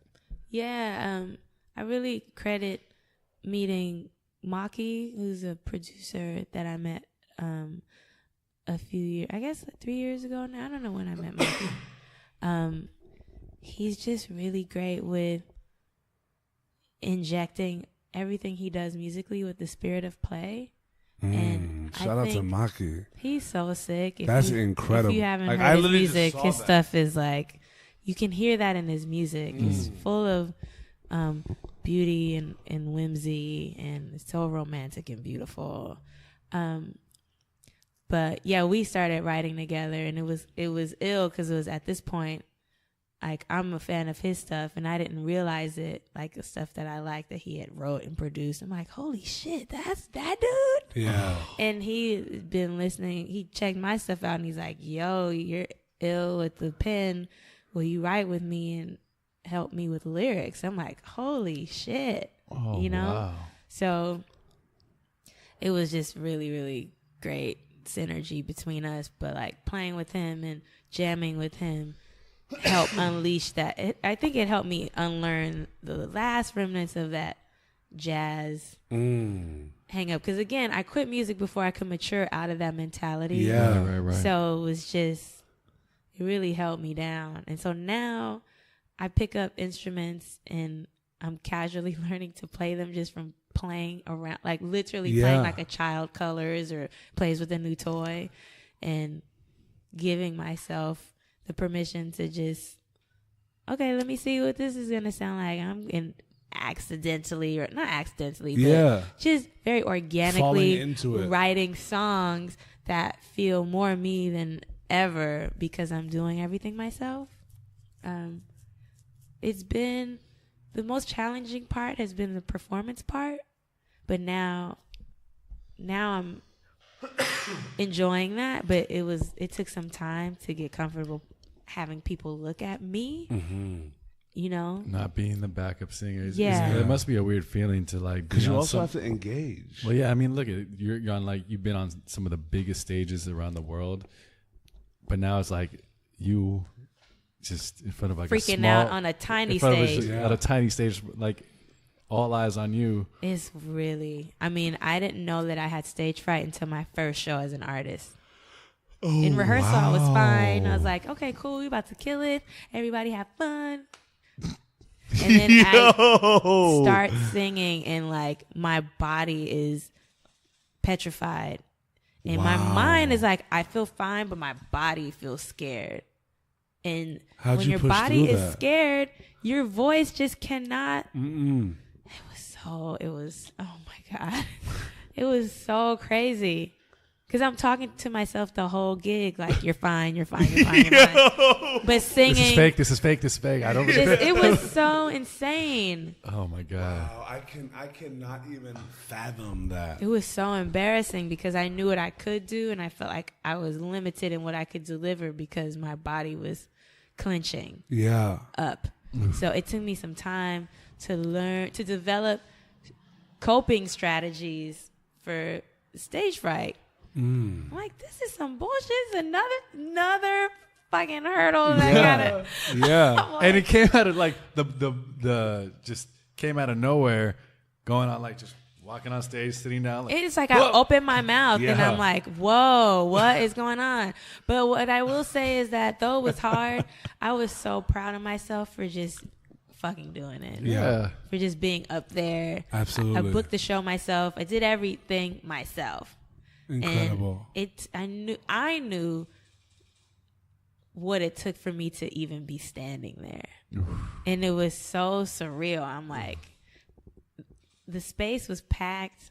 It was so much LA music community. I think it was a lot of curiosity. Like, people had heard my name. They're like, what does she do? You know, it was like, this was before Instagram. Yeah. Even, like, I think, when was that? I think it was, like, right before Instagram or whatever. Wow. And so people would hear my name and they knew I was connected to certain people, but I'm not on LinkedIn. Like, you know, now there's a few interviews or whatever, but it's like, how does she know these people? Or how does she's performing? Okay, she's a singer. Let's go see what does she do? Yeah. There's so many unanswered questions. Yeah, I think I just was like a big question mark for people. But it felt really good to allow myself to be seen and heard, like to move from behind the scenes to center stage where everyone's looking at and listening to me. It was so scary, but I was just really proud of myself, and I still am, for having the courage to overcome so much. Absolutely. You know? And is it like one of the most difficult things is the live performance aspect. You know what I'm saying? Like, even people that have been like, you know, you took a huge break and divorce from your love of music, and then you came back with a fury. But like, we're taking these opportunities as they come. Even people that are ascending in their careers and have given like the 10 years straight, just 15 years in it, when they start performing, like, it doesn't just come naturally. No. Like, you grow, like, thinking of artists like, even just like, let's say a Drake or a Janae, I remember seeing them as they've kind of progressed, and it's like, you're always getting better. Yeah. Whether it's your own comfort levels and just ability as a performer, or whether it's even your voice and its ability to project in those environments and just in general. Because it's like, when you want to get to an area, a stage where you're just like Lauren's going on a show every, you know, for these runs, Common, all these people, it's like, are you warming up? It takes a lot goes in other than just like being able to just sing. You know what I mean? And it's one of those things where it's just like, naturally, when you're in the trenches and when you're doing something, it's okay to not be as good as you think you can be, because it will eventually, if you work at it long enough, become something that you're really good at. Yeah. That's so true. I think that's what stifles a lot of people from even starting, because they're expecting like greatness initially, and you have to give yourself the space, the room to play, and to just let it be what it is. It's Absolutely. Like, I use this analogy all the time. When you see a 5-year-old coloring, you're not like, I really would have used a different shade of yellow. I would have used a different green. You're just like, oh, cool. And the 5-year-old is ecstatic. Yeah. I made just for the sheer act of making something. Yeah. So that's my approach. I think I treat my inner artist as like a little baby that just wants to make. And I don't know how that's going to come out sometimes, but it's just fun to be making shit. Yeah. You know? Absolutely. That's it. Like, I'm here to show up and create something. That's it. You don't have to like it. I like the shit. Like, that's my attitude. Yeah. Now. But it's beautiful how time allowed you to have that freedom. I had to work to get there. That's why I was starting out saying, like, I had to let myself be lazy. I had to let myself get into my beingness because I was working so hard. I wasn't living and not. So many times you got in this talk, you've asked, how did that feel? I didn't even know how I felt most of the time. Like, just slowing down and just creating for the sheer love of creating it. That's incredible. Yeah, it's just, to me, that's what matters. Absolutely. And it's what makes me happy and it feels good. That's phenomenal, though. Yeah. Like, literally, I just want to say, just in this moment, how much of a blessing it is to hear this story, though. Because it's like, for seeing how much you've overcome internally and externally, right?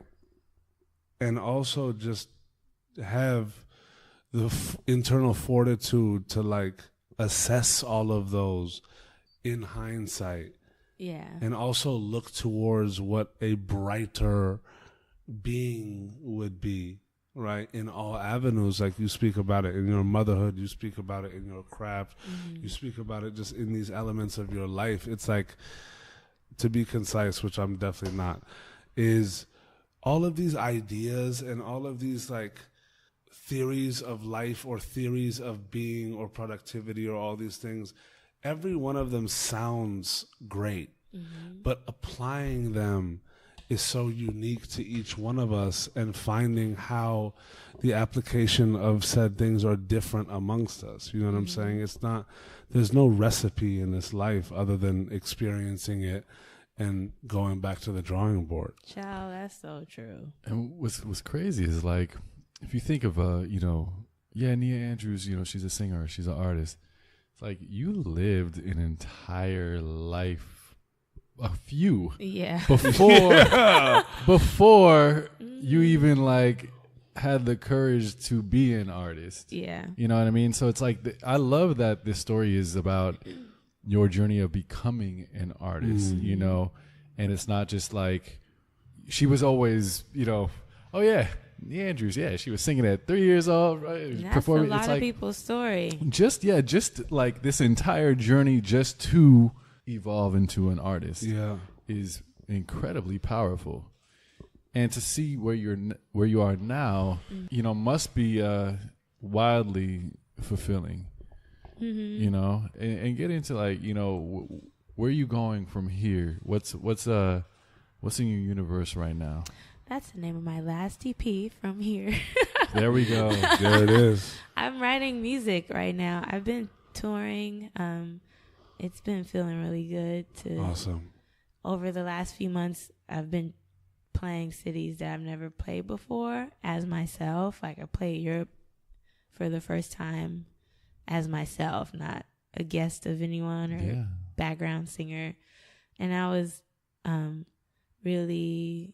that was a milestone because it's not only that I've started accompanying myself on piano, and I was just feeling like, okay, I need to play these songs myself. Let's just see what it feels like. And so to make friends with the piano again, and just once I performed for the first time at the keyboard, it felt like, oh, that was the missing piece. Like the missing piece of the jigsaw landed on the puzzle. Wow. I'm like, oh, yeah. Okay. So there you are, Peter. Yeah, it's like Peter Piano, bro. It feels good. Absolutely. I'm just making music. I can't wait to share my new music. It's not done. But yeah, last couple years, 2016 was very pivotal. And this year has been like feels like, I don't know. Go time. Yeah, it does feel like that. You better say that. You better say that out loud. like, I want to feel it vibrate, though. I'm like, did I say that? Yeah, I'm especially proud to step into this place so that my son can see that parenthood doesn't end your dreams. Absolutely. Like, it was important for me to be a living example of someone like being tenacious and persevering and just going for it. Yeah. That's his example. And sometimes we have to go through what we don't want in order to be able to show and express what we do, right? Yeah. It's like to have gone through, naturally it's idyllic to like grow up in a household where everything is like the perfect parent. Nobody's perfect, but we're all trying, right? Mm-hmm. But like the beauty is that what you feel like you didn't experience as a child, now having one, you're able and in a position to give them I'm experiencing it from giving it. And the ill thing is, he's just as, if not more musical than me. It's incredible. When I was little. I cannot wait. So sick. And that has to just be so fulfilling just from your creative standpoint. It's really fun. Like looking at a little angel growing in front of you and like being able to blossom. It's like just the things of life that you're experiencing now. It's really, he's like, I'm excited to hear and discover with him who he's going to become. Can I ask you a question? Because it's wild because I was going to like, and I'll tell you my iterations. Okay. But I kind of asking a question for 3 hours. You're right, but like, you're right. I love you, dude. You're right. I got goose barnacles over here. I got the goose pimples. You got the goose barnacles. I got the goose barnacles. They're petrified wood right now. I actually was thinking like of these iterations. I was like, okay, do I ask her like if you could write a postcard to like your younger self? And then I was like, you know what? If Peter Piano could write a letter to you, or like if you could write a letter to Peter Piano. But I want to ask you this, and I feel like this is very full circle. Okay.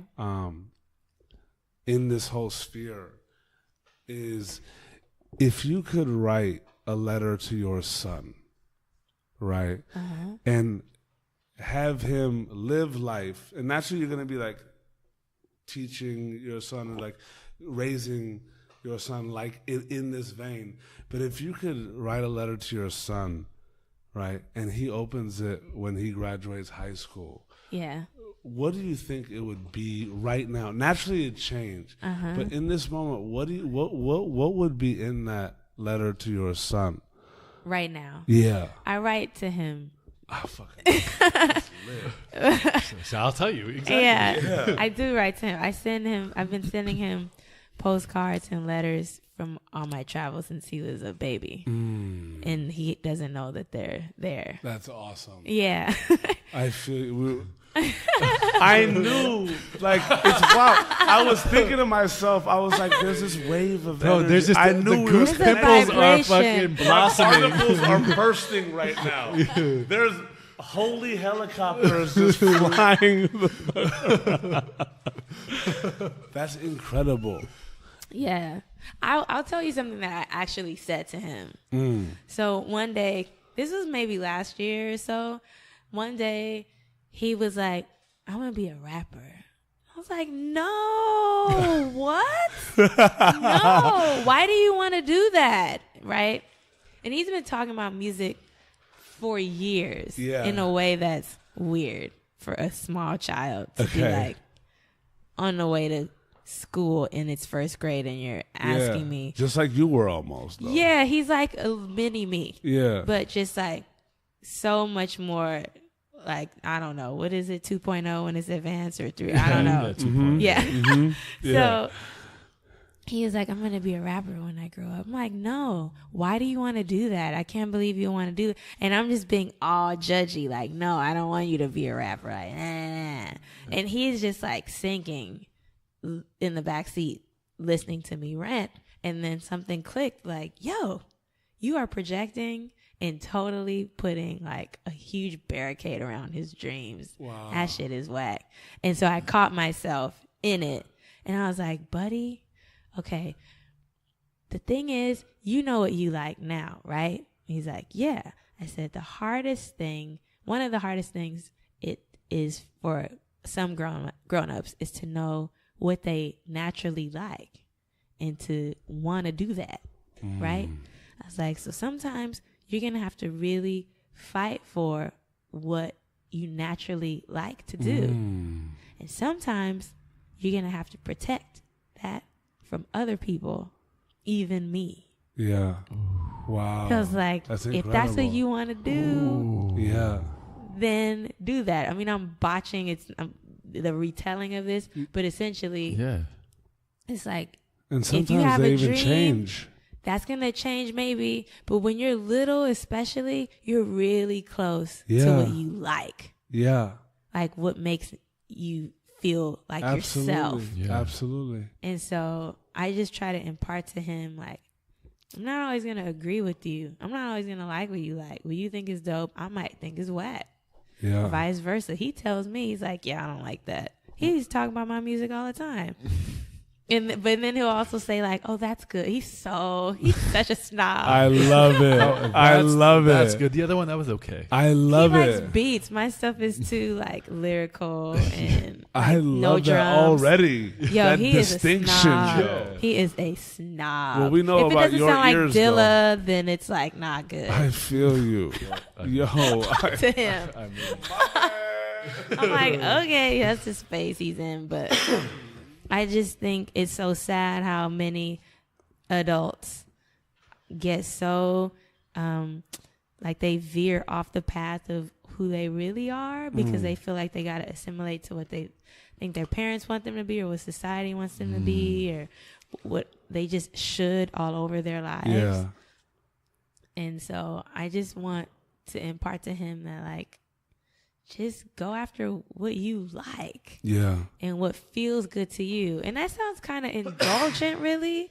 But I think that's what our soul is here to do, is to just like. Because naturally you're going to be there for him as a mother, right? But like, yeah, to be able to want and lust for something, you know what I'm saying? There's so many things that come into play with that. Like naturally in life, it's like you start at the household, but then you're building like values and just like ability to think for themselves. Yeah, like who are you before the world tries to tell you who they think before you are. start going to your friends and like, because like even think about it, like kids are trying to be cool kids. I feel like elementary school is low key like L.A. Right? Oh my you come God, out the here, music industry is you come out here and unless you know who you are as a person, if the cool guys gravitate towards you and they have their beliefs, and it's like, well, you can't be a part of our crew unless you believe us. No, it's so and true. then it becomes this kind of assimilation. It's a lot of pressure. Yeah. But I feel like at the end of the day, it's like some people are fortunate to have that and others aren't. And it all boils down to what said parent or said person experienced in life. Yeah. You know what I mean? Like we're all unique individuals. Like there are people in Syria that see the world differently. There are people in Israel. There are people in Africa. There are people in Australia. Like all of these things happen, and that's what make us, like, you know, culturally and shout out to the honk. Shout out to the honk. they feel you. And worldly unique, you know. And I think it's a blessing that you've taken your life head on. Yeah. And even when you didn't know what it was, or even when you had a heartbreak or an aching to do something, you were doing it, however long or short it took, and however hard or quick it clicked. And I think it's an absolute blessing that you're raising a human being in the manner in which you know that your being would have and should have in those moments, and and if you have the opportunity, you're not gonna mess around with it, and it's absolutely gorgeous. Thank you. Yeah, for real. Yeah, your story is incredible. Yeah, incredible. It's been such a beautiful journey. It's incredible. I've got goose pimples, and I've got goose barnacles. Yeah, dig. Yeah, that's gonna be the new name of the podcast. Yo. Goose barnacles. That's a side project. But no, this has been so amazing to hear your journey. It's incredibly inspiring. I can't wait for people to hear this. Yeah. Up to this point, they already have. You dig? You data. So, Nia, thank you. Thanks for having me, y'all. Nushi. Mama, we made